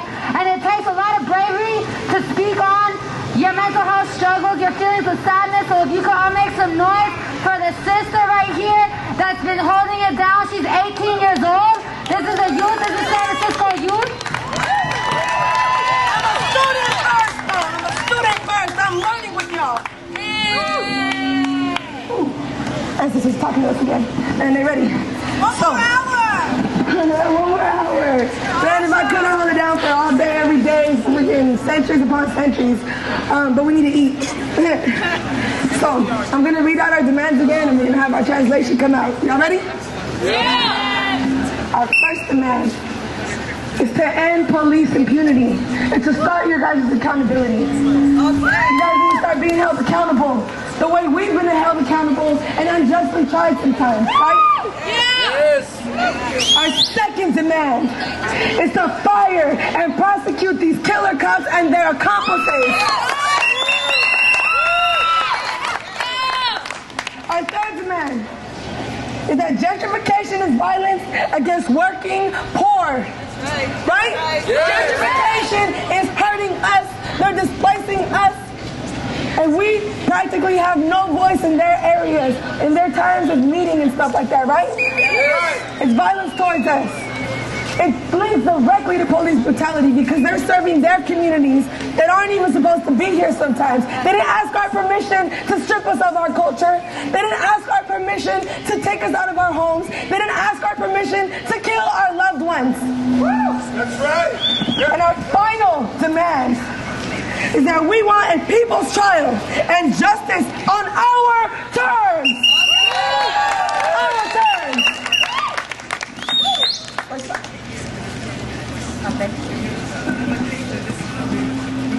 Como dijo la hermana, estamos aquí para llamar a la justicia a los policías aquí que nos han hecho muchas injusticias. Por eso estamos aquí hoy. También estamos aquí para llamar a la justicia a los policías que han matado y a sus cómplices que han matado a los jóvenes aquí en San Francisco y también por toda la nación. Por eso estamos aquí hoy. Y también estamos aquí por el aburguesamiento que ha estado pasando aquí en la misión y por toda la ciudad, no solo aquí, también en Hunters Point, en Fillmore, toda la ciudad está pasando eso. Y eso es una violencia a la gente pobre, a la gente trabajadora de la comunidad. También queremos un día en el corte de la gente. Aquí queremos que la gente diga qué significa la justicia. Queremos ver que la gente se escuche su voz para decir qué son los términos que estos policías deben de demostrar. Ellos necesitan escuchar que aquí estamos para demandarles a sus injusticias y decirles que ya no más. Por eso estamos aquí hoy.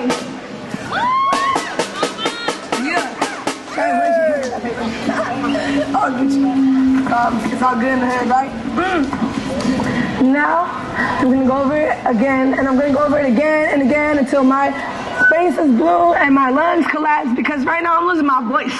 Okay, I want all of y'all, oh no, I don't want y'all to lose your voice, but I want you to try. So we're holding this down for 4 hours and 15 minutes. This is our home. We're from the 415, right? 415, that's our home. Whose street? Our street. Whose city? Our city. Right. It's our 415. Ain't nobody gonna take it from us. Yeah, 1 second. All right. Next reason is because gentrification is a race. They're beating us sometimes, and sometimes we're winning. You know, it's kind of like the turtle and the rabbit, you know. Sometimes they're like booking it hella hard, and then we're booking it hella hard, and then sometimes we're going real slow. Sometimes they're at a dead stop. But at the end of the day, we're going to win. Our next reason for holding it down for 4 hours and 15 minutes, because 415 is the police code for disturbance. And no, we're not here to disturb the peace. Our peace has been taken from us. We're here to disturb business, because we're going to hit them in the pockets where it hurts. Because money's the motivation to them. They put a $1 bill on top of our lives. And that's not okay. So we're disturbing their money making, their money grabbing. We're disturbing them taking away our time, our loved ones, right? That's right. And finally, but most definitely not least, we're here in solidarity with Black Lives Matter. Make some noise!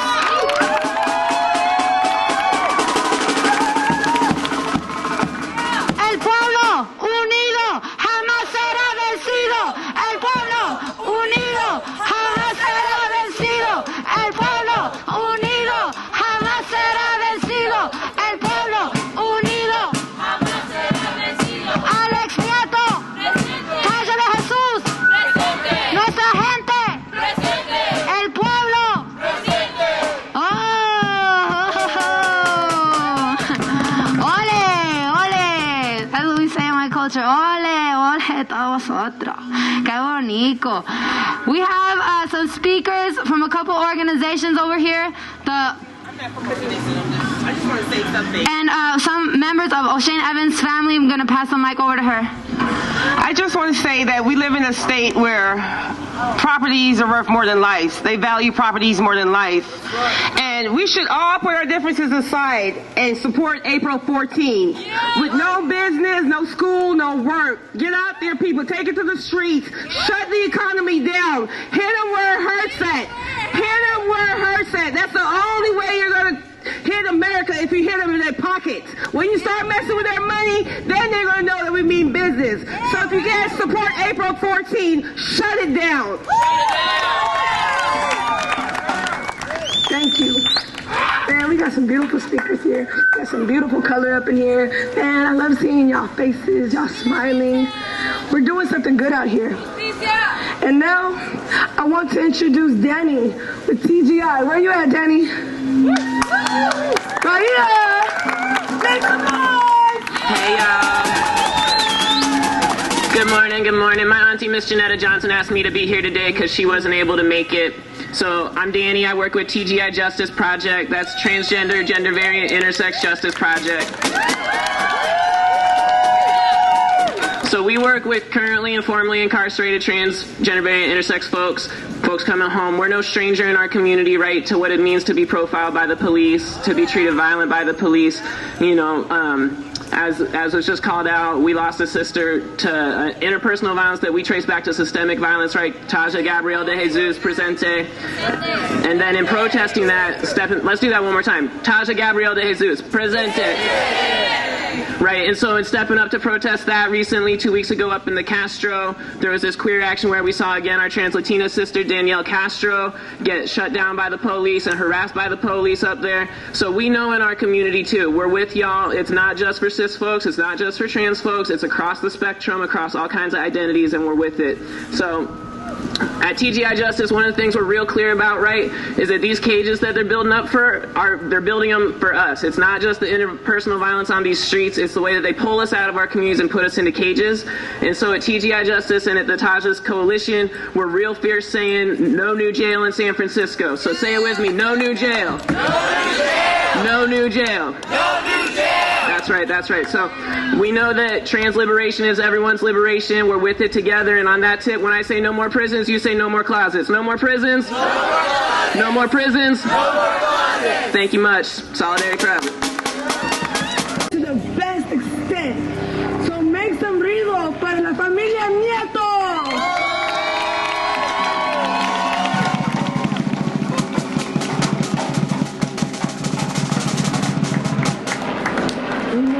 Look at this, like everything. She's like looking all pretty. Look at the blue sky, yo. Like first we got rain and it was like life-giving and the trees are all green and happy. Now the sky is all nice and blue. Sun's shining down on us, man. We got way more energy around us. We got something up there looking out for us. The Creator, God, Buddha, whoever y'all believe in, man. We got somebody looking out for us, pushing us, giving our heart a beat. Right? Anybody want to say something? Right here, show. Right on, thank you. So I just wanted to say a little facts that I learned this past week. So in solidarity with Black Lives Matter, we also got a growing population right now of Latinos in the nation. And did you all know that every 40 seconds, a young Latina turns 18 in the United States? Every 40 seconds. Do you know what that means? Voting. That means population growth. That means that we need to demand our rights now, not just for us, not for people that we've lost only, but the people that are coming into this world. Because if we're saying that it's okay that a police goes unindicted for killing a man, a woman who's unarmed, who wasn't causing any kind of disruption to anyone, was just doing their thing, going about their day. What are we saying? What are we saying to our children? What are we saying to our people? What are we saying to the next generation? This is a start. This is a sign of genocide, y'all. Like, this is something that we cannot allow. We cannot allow anyone to tell us that our life is not worth anything. Our lives are worth everything. We are worth everything. So I want you to say with me, I'm worth everything. I'm worth everything. We are worth everything. We are worth everything. I'm worth everything. I'm worth everything. We are worth everything. We are worth everything. And I just want to remind y'all that by 2050, this demographic of this nation is going to change.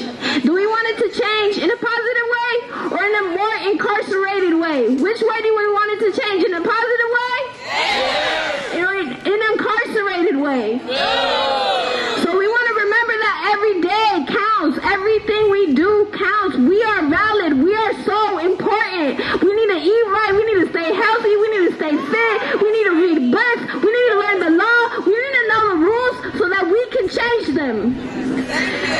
So I just wanted to say that. And I got another speaker coming up right now.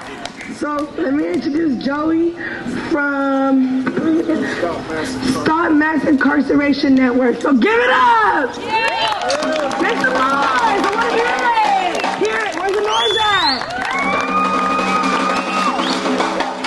It's great to be out here with everybody. We're doing the right thing, what we need to be doing, which is shutting this shit down.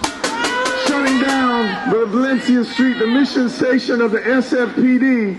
This is foul what they did to Alex Nieto, a young Latino man racially profiled, brutally murdered by a bunch of pigs that see a young Latino man, which in their brain immediately translates into threat. They just cut him down like an animal. He had his whole life ahead of him. It's sickening, it's disturbing. Sometimes when people describe it as gentrification, yeah, that's part of it, but it's also ethnic cleansing. It's ethnic cleansing, that's what's going on. And it's got to stop it, we got to stop it.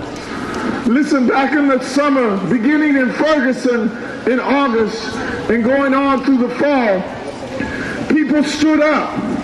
People stood up against police murder in this country.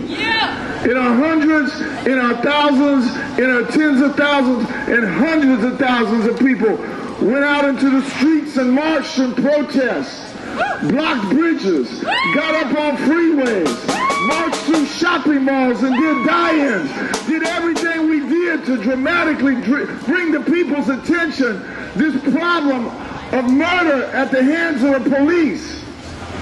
And we put this in front of millions of people.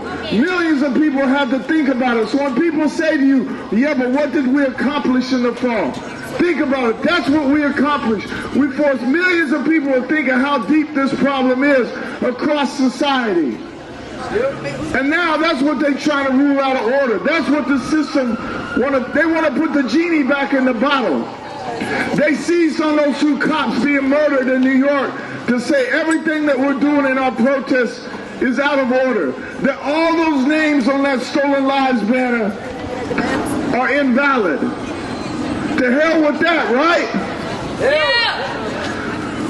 Look, we are at a crossroads right now. The question is whether they're going to suppress our resistance, whether they're going to shove that genie back in the bottle, or whether we're going to take this up even more powerfully across society.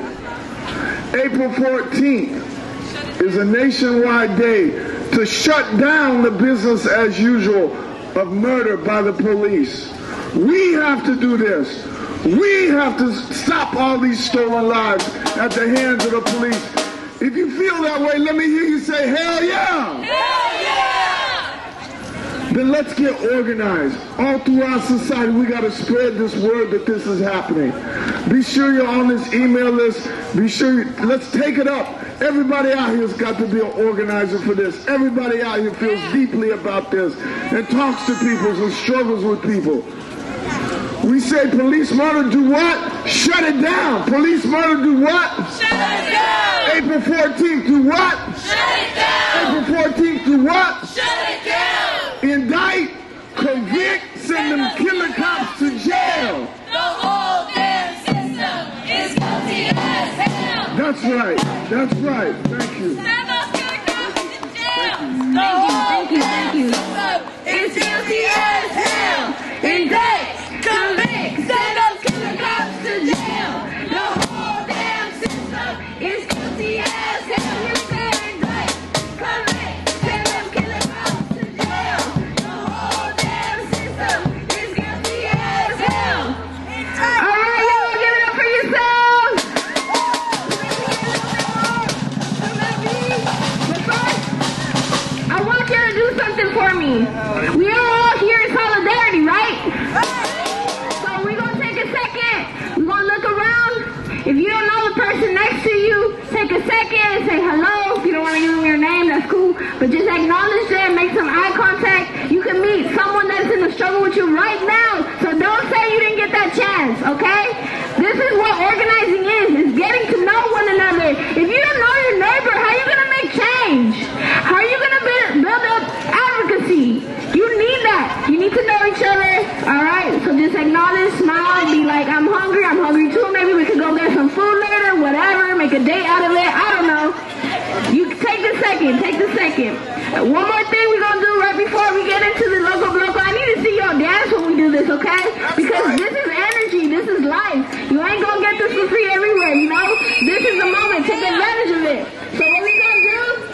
We're going to stretch a little to the right. Can I see you stretching? A little stretchy stretch. A little stretchy stretch to the left. And we're going to end with a screaming flower. So a screaming flower, we are going to just bend over and hang over for a little bit. And we're going to start with a hum. And we're going to end with a chant, a yell. You're going to let it all out, all your frustration, all your energy. You're going to ask your ancestors to give you more energy. So here we go. Start with a hum. Bring it up.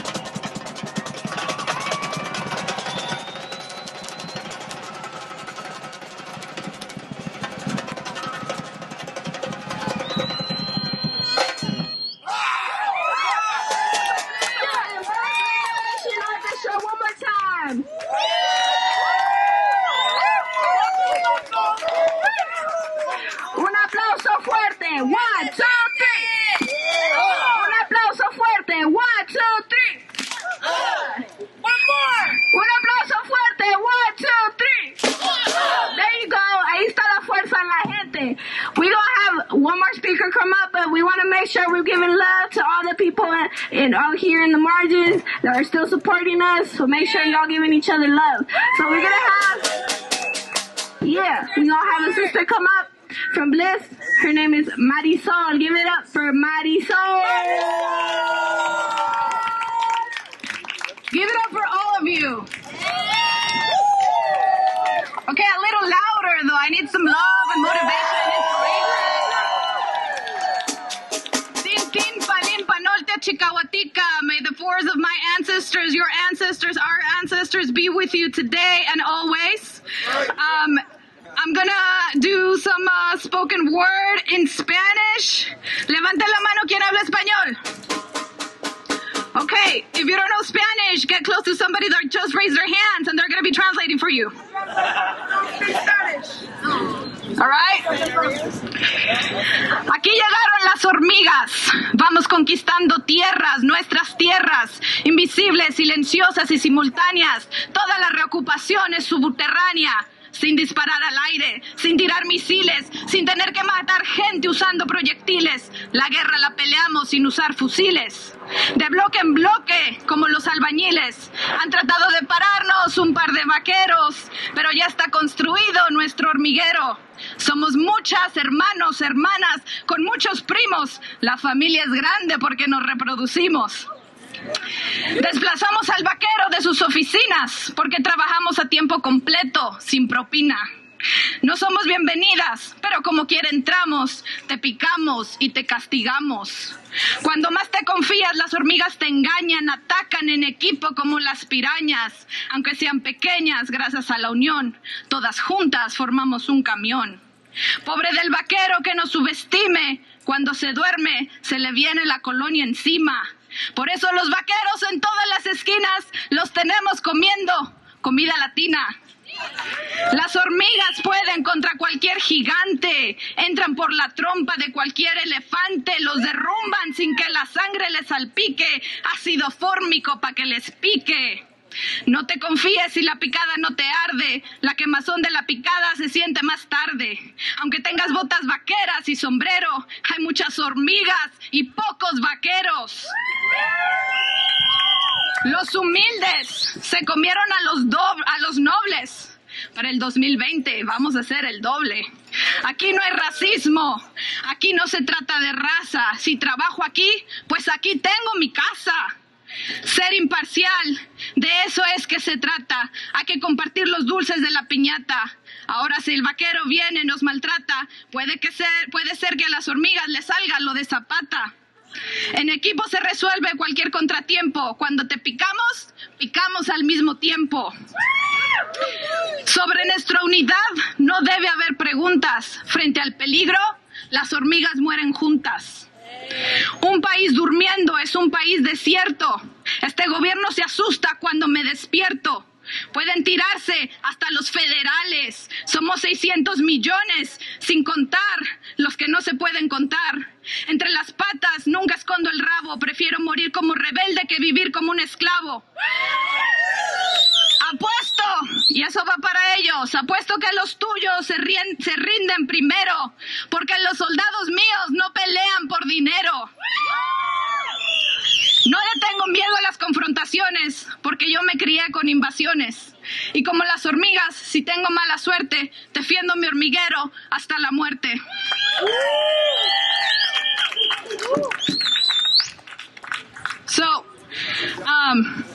Thank you all for being here. Sorry, my throat is a little sore from chanting since 7 in the morning. But we just want to highlight and echo everything that folks have said already, especially around the importance of building community, building relationships between each other, solidarity between our communities.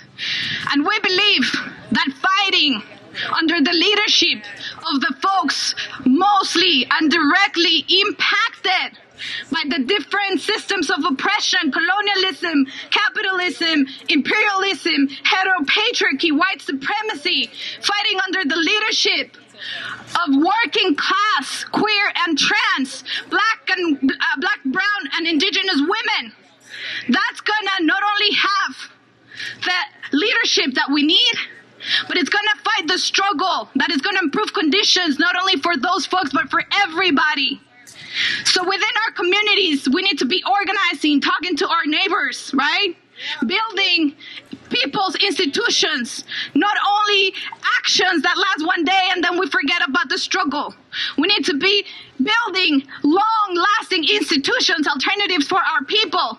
And within our communities, we need to be challenging the different forms of oppression. Within our organizations, our families, our neighbors, we need to be challenging white supremacy and what that means in each of our communities. As an indigenous and brown woman, I need to be challenging colorism and black racism within my community.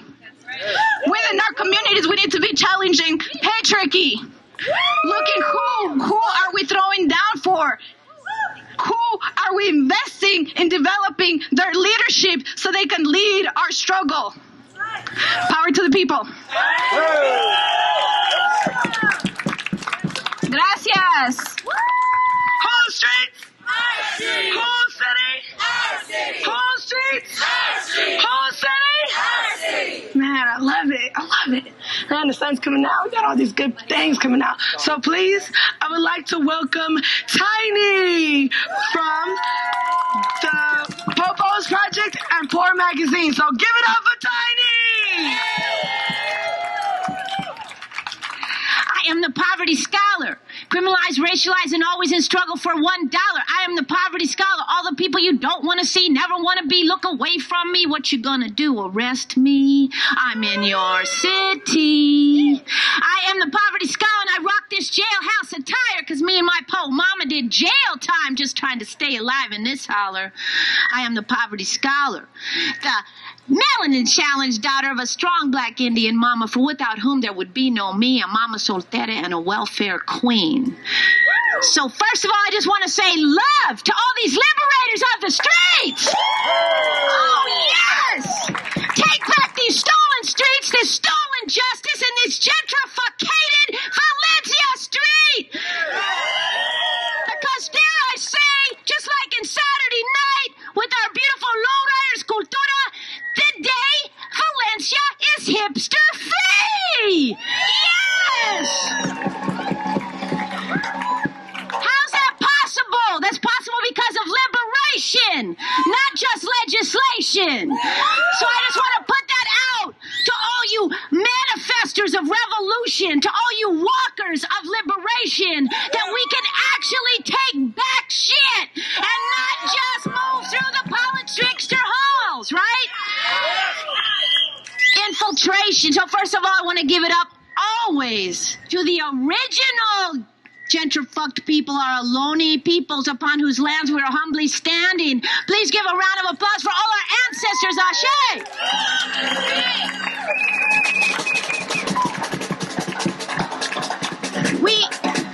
We can't be talking about gentrification and state-sponsored violence if we're not talking about the peoples who came before us who suffered the same genocide.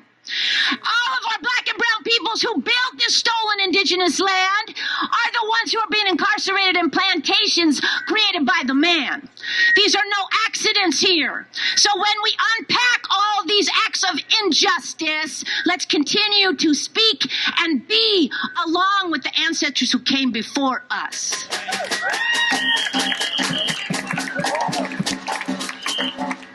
Last of all, I want to give it up to the homie in the eBay bus, so I hope is getting paid. Big love to you, brah. Whenever you feel like it, liberation is possible. But bloodstained dollars are real too. And that's part of the reason that there's not more folks here with you, right? Because we're all caught up in this lie of we gotta make a dime. We gotta make it. We gotta be better than somebody else. We gotta get mines, right? So part of the issue here is to deconstruct the ways that most of our peoples are caught in these low-wage, no-wage lies called jobs. And all of us also have to have respect for our brothers and sisters who are still in those trabajos, right? Our trabajadores brothers who are right down now on Cesar Chavez trying to get a little tiny crumb from the man. So these things are all connected. And first, lastly, I want to say, again, love to the liberators here, love to the people walking this revolution, love to the mamas and the grandmas like Oma O'Shane and all of our people, love to Idris Stelly, love to Amilcar ancestors taken away by these plantation systems that tell people to take you out if you don't look like somebody else, right?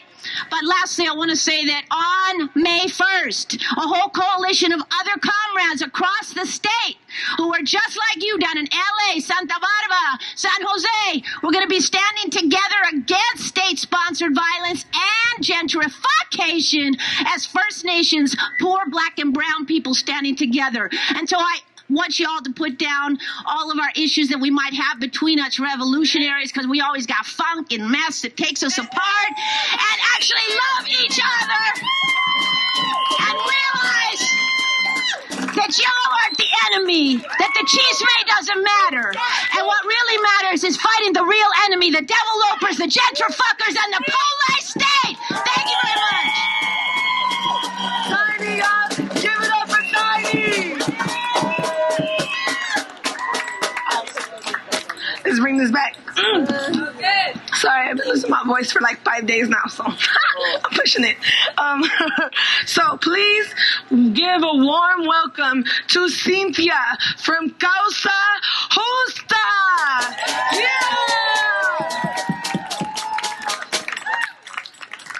Hi everyone, I'm Cynthia and I'm an organizer with Causa Justa Just Cause, and just to get warmed up, we're going to do a quick chant.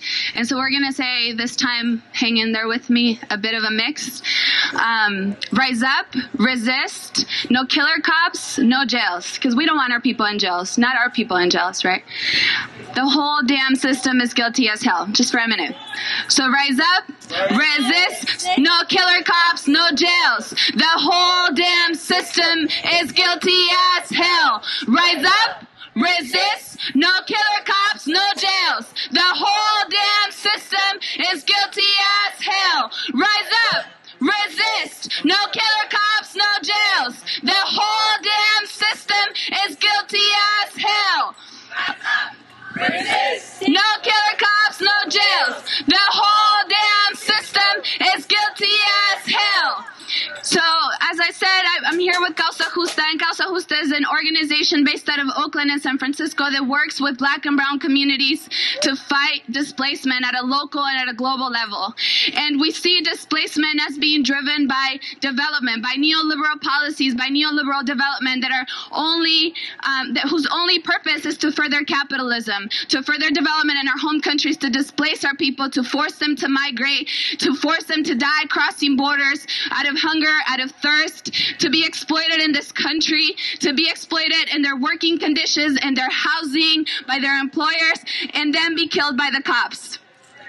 So what I wanted to share is that we see the global displacement and those policies that happen by governments like the U.S. deciding to move into our home countries and displace our people, the same thing that they're doing here in San Francisco and Oakland through gentrification, and using the state, using the military, and using the police here to further enforce that displacement and to enforce the safety of those new people coming in, and to enforce the safety of those corporations in our home countries displacing our people from their lands. And we are here to say that we've had enough, that there can be development for our people, there can be housing for our people, that we do have the right to stay in our home countries, that we have the right to stay and not be forced to migrate, that we have the right to stay in our lands, to cultivate our lands, to live in our communities and not be forced to migrate, and we have the right to live in our neighborhoods without being killed, and we have the right to live in our neighborhoods without our rents going up, without being displaced by our landlords, without having the sheriffs and the cops come to enforce that displacement, and without having them killing us on the streets. That's right. And so we are here to stand in solidarity with the family of Alex Nieto and Amilcar and all those families who've lost loved ones to the violence, to state violence, to San Francisco Police Department violence, to government-sanctioned violence in our home countries. And that solidarity extends to our organizing day to day to fight to stay in our neighborhoods, to fight to stay in our home countries, and to fight to stay in our jobs with dignity, justice, and a living wage. And that we're not going to stop organizing until we get that. That our people are not going to stop until we get justice for Amilcar and Alex Nieto and all those murdered by the police. And that we're here in solidarity with you all. and that we're going to continue to rise up, resist, no killer cops, no jails. The whole damn system is guilty as hell. Rise up, resist, no killer cops, no jails. The whole damn system is guilty as hell. Rise up, resist, no killer cops, no jails. The whole damn system is guilty as hell. Gracias, hermana. Thank you for your words. Keep in mind that we are all here sending each other energy and wishing us well and making sure that we're good. So drink your water, acknowledge each other. Keep doing that. Keep doing that. We're strong. We're here for 4:15, right? 4 hours, 15 minutes, critical resistance, right? That's what we're here for. So remember that. Speaking of critical resistance, we are going to have Woods from Critical Resistance come up and say a little something for us to hear. Welcome, Woods, everybody. Good morning, everybody. My name is Woods Irvin, and I'm a member of Critical Resistance. Critical Resistance is an organization committed to abolishing the prison industrial complex, which includes surveillance, prisons, courts, and police. We at Critical Resistance stand in solidarity with Alex Nieto and his family and all those killed by policing. It is awful that black and brown people from this city have to live in fear of cops who are employed to surveil the streets for the people who actually are the members of the community. It is outrageous that people kill black and brown people police kill black and brown people after targeting them. And it is disgusting that families and communities of Alex Nieto have to challenge narratives of criminality in the media, that after the police have taken their family member away, they have to prove his innocence in order to even demand accountability. And then that the SFPD can hide those responsible. It is all devastating and unfortunately so typical. At CR, we know that police don't keep black and brown communities safe. From the beginning of police departments in the United States, their job has been to target black bodies post-slavery and brown bodies as part of Western expansion.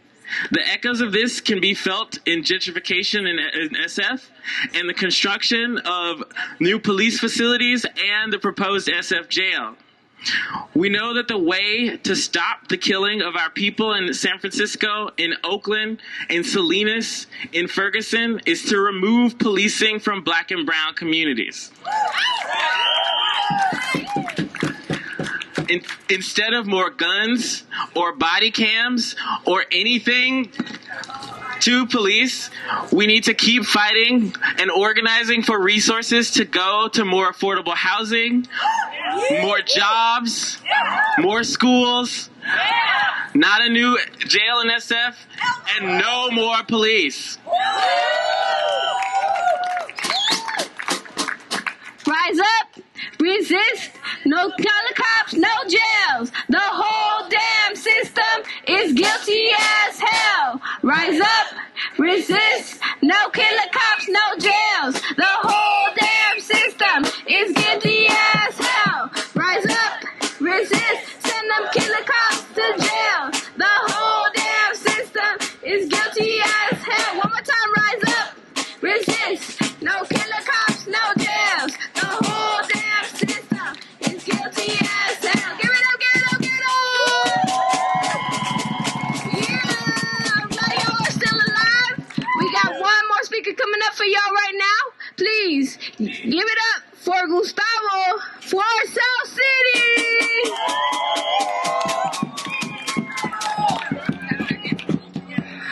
What's up? What's up? How y'all doing? Man, I want to give lots of energy to our folks that have been holding it down here on the gate. Let's give them some love. To our folks been holding up the banners, holding up that Google bus or that eBay bus, whatever. Give them lots of energy. To our security, to all the organizers that made this possible. But I got to speak about why we're here, right? I got to speak about what has brought about these actions that brought us here today, that we have to protest another person of color dying, right? dying again at the hands of the police. And as we try to understand why these killings continue to happen on a daily basis, not just in San Francisco, not just in Oakland, not just in Missouri or New York, but all across the nation, we have to start questioning the type of system that we live in. We have to start questioning whether we're looked at as human beings, and what type of system allows us to be dehumanized, where we can be killed even worse than dogs, because even dogs aren't being shot on the street. Human beings are being shot on the streets, right? And that only happens when you live under an occupied military force that's really here to spread imperialism, really here to spread capitalism all over the world and steal resources, right? Our brothers and sisters are sent to start wars all over the world, not for the benefit of our security, but for the benefit of the rich. The oligarchs should really control this country, right? Who really send us out there not because they care about our safety, but they care about the safety of their riches. The safety about their oil, their water, and other natural resources that are taken straight from our people in the Philippines, in Mexico, Central America, Southeast Asia, right? Africa, all of these places. We have to ask ourselves, do we really have freedom in this country? Do we really have democracy when the two political parties that you vote for are controlled by the rich, right? When more than 40% of our congressmen, of our people who are elected officials, are multimillionaires? Do they really know anything about ending poverty? Do they really know anything about what it is to bury your brothers and sisters who have been killed at the hands of the police when they live in gated communities protected by the police? What do they know about suffering? What do they know about injustice when they don't have to spend their times on the street? The reality is that all of us here are 2 paychecks away from being homeless, and that's the reality, right? Many of us are living, working, whether it be in a nonprofit sector, whether it be as teachers, and we're scraping by. Many of our family members are living in a 1-bedroom apartment with multiple families because they can't afford to live, to have food, put food on the table, or to have the basic necessities that human beings deserve. Right? Food, water, shelter. Those are basic necessities that we do not have the privilege to, right? And then we've seen in other countries of our brothers and sisters in third world countries where the fight for those resources are becoming a privilege, right? Where water is no longer free, right? Where the right to work is no longer free, where our brothers and sisters are making less than $1 a day to make products for us here as consumers in this country, right? So we have to get down to the reality that the police are no longer the police. They're in the occupied military in our communities, right? Not to protect us, but to protect the resources of the rich.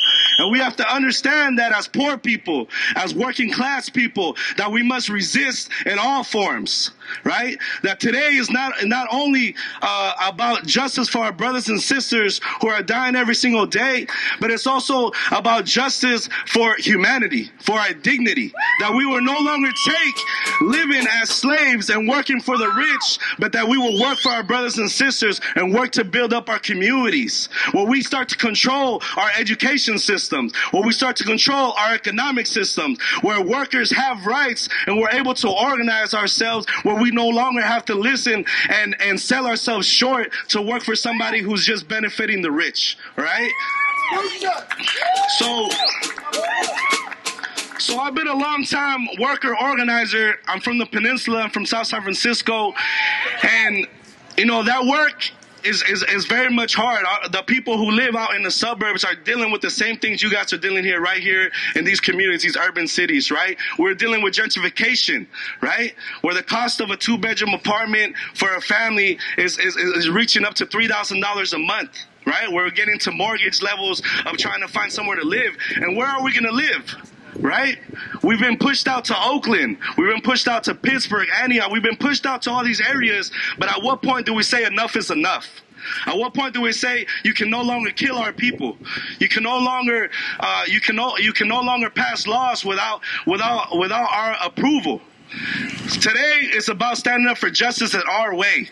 We see that the court system has not given us justice. We see that we always come to the court system and there's never an indictment. There's never anybody prosecuted for the wrongs of what they're doing to our people like Alex Nieto, to the people like Mike Brown. We don't see that type of justice. So today is the beginning and the continuation of seeing justice in our ways. We're holding the trial today, right? We're holding the microphone. We're holding the space because whose streets are these? Our streets. Whose streets? Our streets. No justice. No peace. No racists. No peace. No justice. No peace. No racists. No peace. You fight racism with solidarity, right? And that's what we have here today, right? Solidarity. Beautiful faces from all colors of the rainbow. And I just want to say thank you for allowing me to be in this space. And we will win. We will continue to fight this and we will march on. Thank you. Gustavo, yes, Gustavo. Wow. Energy's still alive. I freaking love it, man. So, earlier, if you guys were here, if y'all were listening, I was talking about healing for like 2 seconds. You know, and not only organizing is part of my healing process, but something that was introduced to me at a very young age 12, was poetry. You know, poetry kept me from picking up a pistol. It kept me from going off on teachers. It kept me from being a very angry child. You know, it just gave me a source of expression instead of violence, you know? And then it also introduced me to the community of organizing. If it wasn't for poetry, I wouldn't be here for y'all, right? So, if y'all allow me the honor, I just wrote a piece like 5 seconds ago. And I want to share it with y'all. Is that okay? I get that as a guess. Okay. FTP can have so many meanings. It can stand for fuck the police, fuck that puto, fight the power, or for the people. But it has me thinking, is the world we live in real? Is it alive? Or is it just a nightmare that I replay every day? This world is so unfair, so cruel, where only the few rule. Race structures known as disruptors, I pinch myself to the point of blood as I feel my heart flood with anger, sadness. I feel my eyes burn, waiting for my turn in the line for the second crumb of the week. My knees weak in this world, nothing is on fleek. The only real is the reek of injustice. Blood and tears, our fears won't go away. This system has tears like a cake, but it tastes disgusting. Gut crunching, eye burning disgust. This means it's a must. Stop believing in a pinch and wake the fuck up. All right. So, damn, the love. I love it. Love the love, man. Gotta love the love. It's all good in the hood, right? So, I am going to read our demands again because that is the reason that we are here. We want everybody to hear us, everybody in this area. We want all of fucking Valencia to fucking hear us, right? So here go our demands. Check. Paper difficulties. Sorry, I'm losing my voice.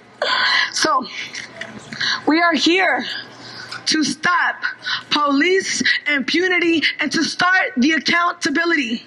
Yeah? Yeah! Second demand.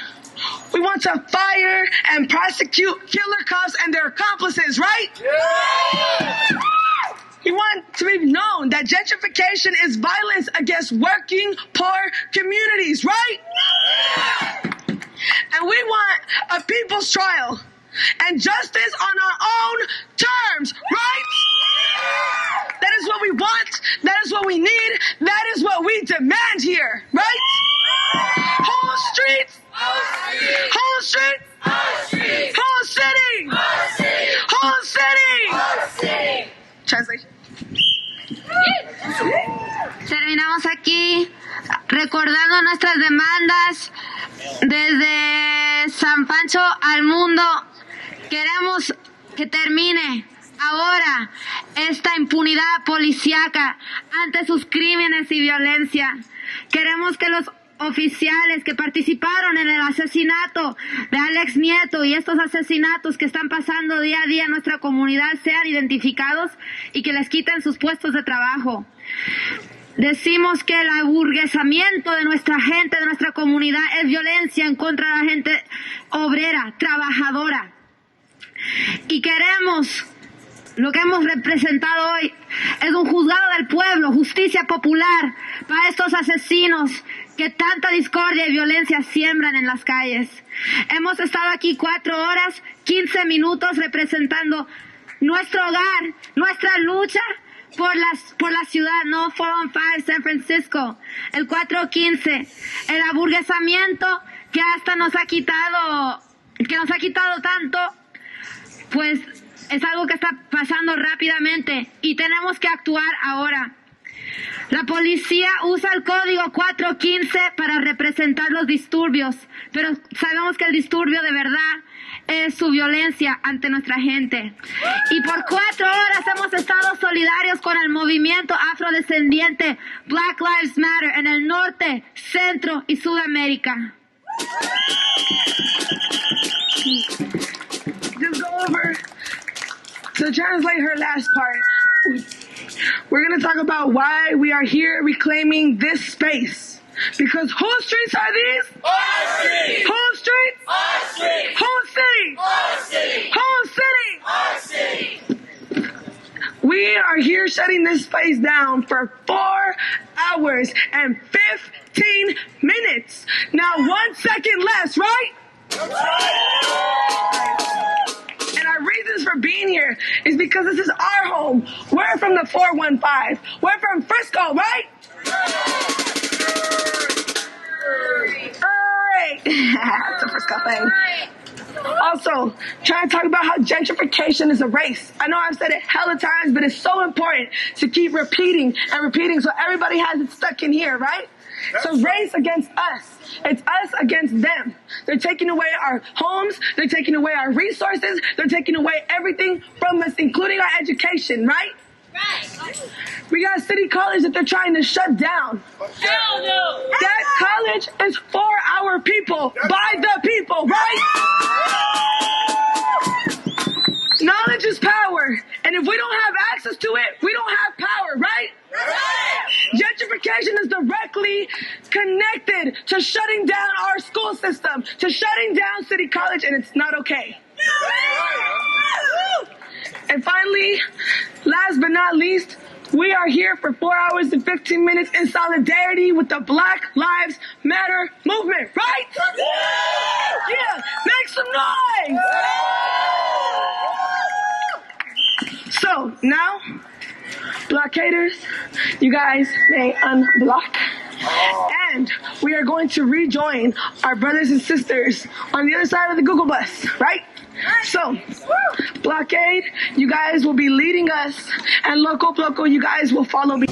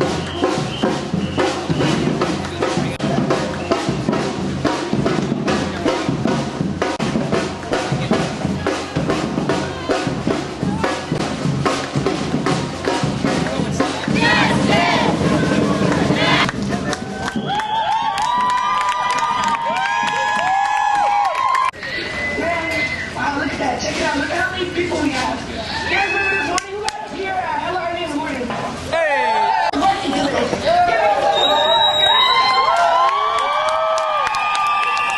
want to give un fuerte aplauso para la familia Nieto. For working people of SF who are fighting to defend their work and their lives. Here we are in front of the Mission Police Station. I am the Honorable Justice of the streets. We are here today to give justice to where justice is deserved.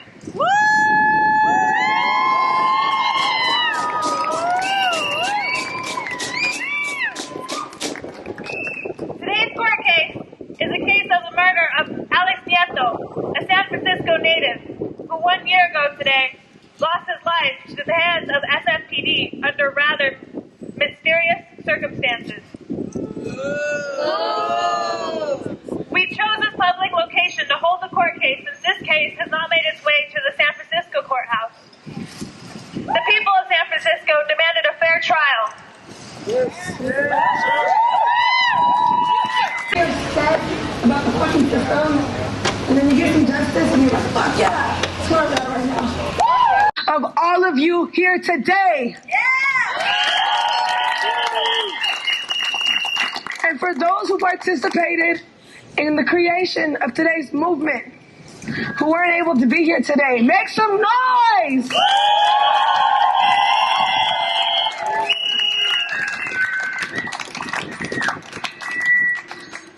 And so, I've been asking y'all to make a lot of noise. Now I'm gonna ask you guys to not make any. And let's have a moment of silence to commemorate and honor those who have lost their lives in vain. For Alex Nieto, for our community, and for the pain that we suffer through.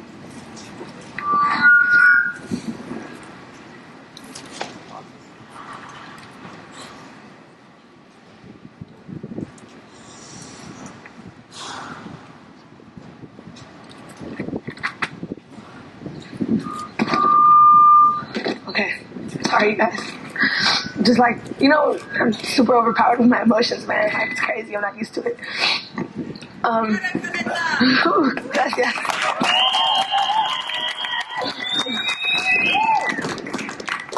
You know, when this movement started, I was at a really bad place. And now look where I'm at, man. Like, thank you all for helping me see what's possible. And to know that there's justice out there. And to know that there's good people out there. And to know that there's conscious minds out there. Because a lot of us choose to be blind. But a lot of us choose not to be. And that's all of you. Our allies, our sisters, our brothers, our community. This is what matters. This is what's important. We've held this space for 4 hours and 15 minutes. But we can hold it so much longer if we wanted to.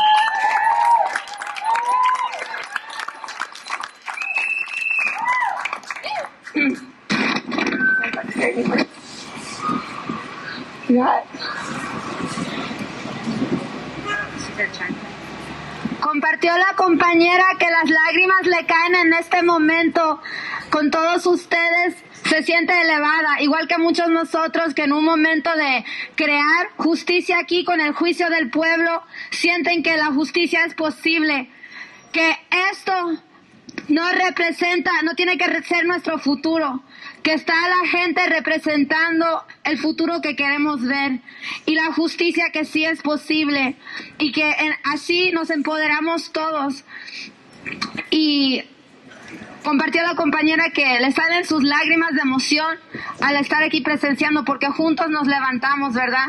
Y hemos estado aquí 4 horas y 15 minutos. We're going to go over our demands one more time because now we got everybody and their mama here, right? Yeah. Our demands and why we held this space for so long. So our first demand being to end police impunity and to begin the accountability. Our second demand being to fire and prosecute killer cops and their accomplices. Our third is that gentrification is violence against the working poor.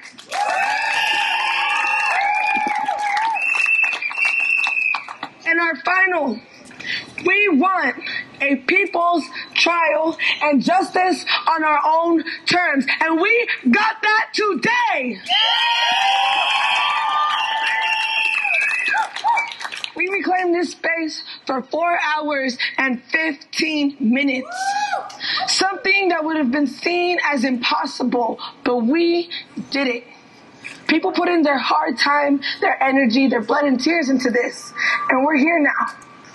And the reasons for holding it for 4 hours and 15 minutes is that this is our home. Whose streets? Our streets. Whose city? Our city. Right? This is our city. We are from the 415.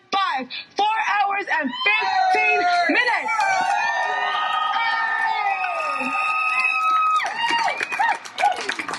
We also wanted to acknowledge that gentrification is a race against time. We are here in our communities. Gentrification is a race. It's them against us. And we're making that very clear that for 4 hours and 15 minutes, it's not about that. It's about us. 415 is also the police code for disturbance. And we're not here to disturb the peace because our peace was long taken away. We are here to disturb business as usual because money has always been the motivation in this capitalistic society. And we are taking that away today and saying, no, our lives matter. We're here.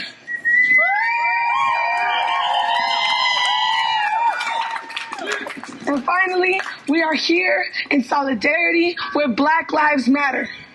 For every 4 hours, right? Por última vez, las demandas de hoy y la razón que hemos estado aquí es para demandar un fin a esta violencia policíaca, que se identifiquen y que se despidan los asesinos de Alex Nieto, que el aburguesamiento es violencia en contra de la gente de clase laboral. Y por fin queremos crear justicia entre nosotros mismos.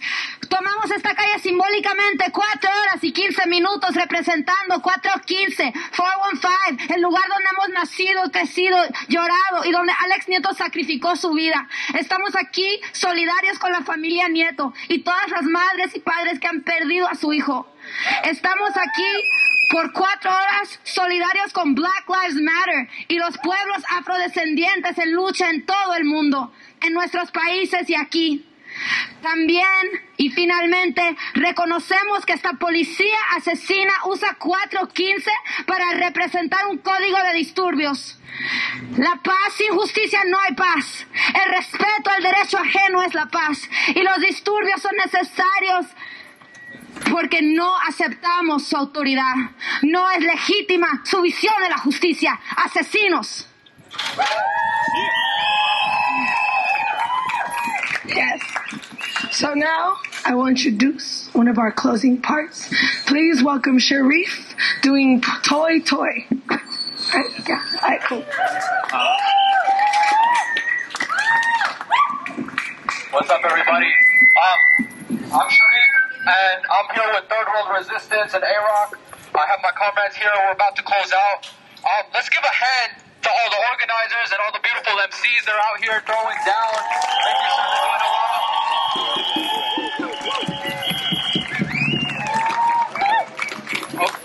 for doing a lot. Just press the one. Sorry, I had to interrupt just a little bit. Just a little. So, before we close, I want y'all to make hella noise. Wait, before y'all do, I'm going to tell you guys why. Because our brothers and sisters, our allies who have been locked up today, who have created our gate for us, are about to unlock. And as they do, I want you guys to give them as much power, love, and energy as you possibly can. Make that voice go silent until your throat hurts. Ready? Make some noise!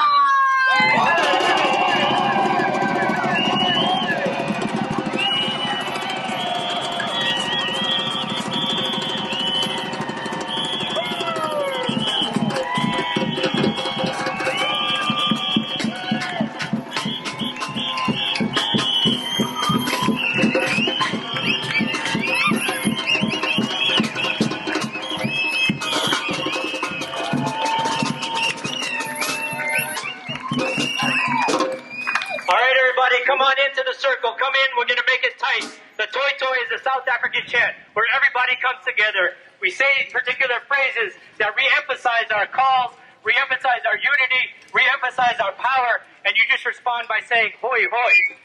And you got to lift your knees, you got to raise your voices, you got to pump your fists. So I'm just going to make some calls. The brother Armel and Sharif are going to respond with hoi, hoi. And you all join in, dance around, pump your fists, and let them hear you. Let the police station hear you. Because we're here today. Folks couldn't join us today, but from Oakland to these Mission Streets, to Staten Island, to Palestine, to the Philippines, we're going to continue to build this movement and keep this struggle going forward. So just say hoi hoi in response to the calls. Ready? Ready? Good. Raise your knees. Let them hear you. Raise your knees. Let them hear you. Raise your fists up to the sky. Pump your fists and point to the sky. My people, are you united? And we ain't never gonna be defeated. People, we are united. We ain't never gonna be defeated. Otaho, Otaho. Bayan, Ayon, Ayon, Anuma Laban. My people are in this fight. My people are in this fight.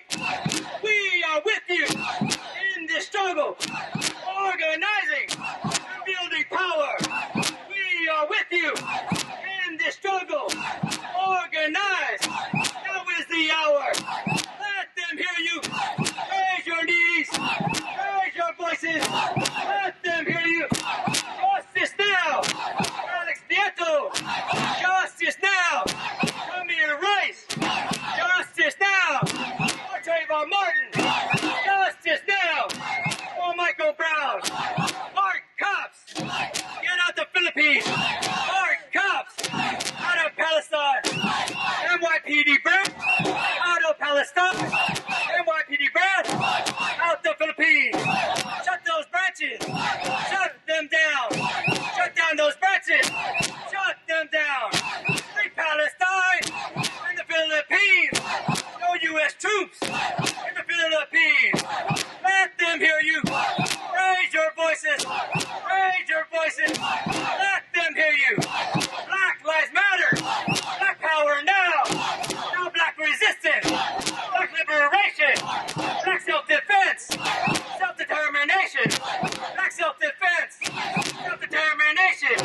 Come and join us in this moment. Mobilizing to build a movement. Come and join us in this movement. We're mobilizing to build a movement. Third world resistance. Solidarity. Third world resistance. Solidarity. International. Solidarity. International. Solidarity. We demand the end to all state-taken violence, militarization, and occupation, no colonization, no police violence. Silence is violence. So raise your voices. Let them hear you. So raise your voices and lift your knees. Get your fist pumping in these Mission Streets. Get your fist pumping in these Mission Streets. A little bit softer and a little bit softer. Now just a whisper and just a whisper. Now a little bit louder. Come on, now louder. Make it louder. Arm and louder. Now let's go faster. Now let's go faster. Now let's go faster. Let them hear you. Keep going faster. Keep going faster. Faster. Hoi, hoi. Hoi, hoi. Hoi, hoi. Hoi, hoi. Hoi, hoi. Hoi, hoi.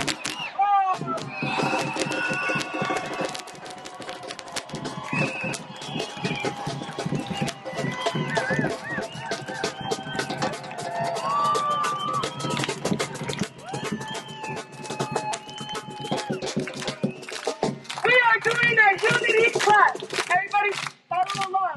We're going to get faster and faster and faster to we're ready, crazy, lively with all of our energy and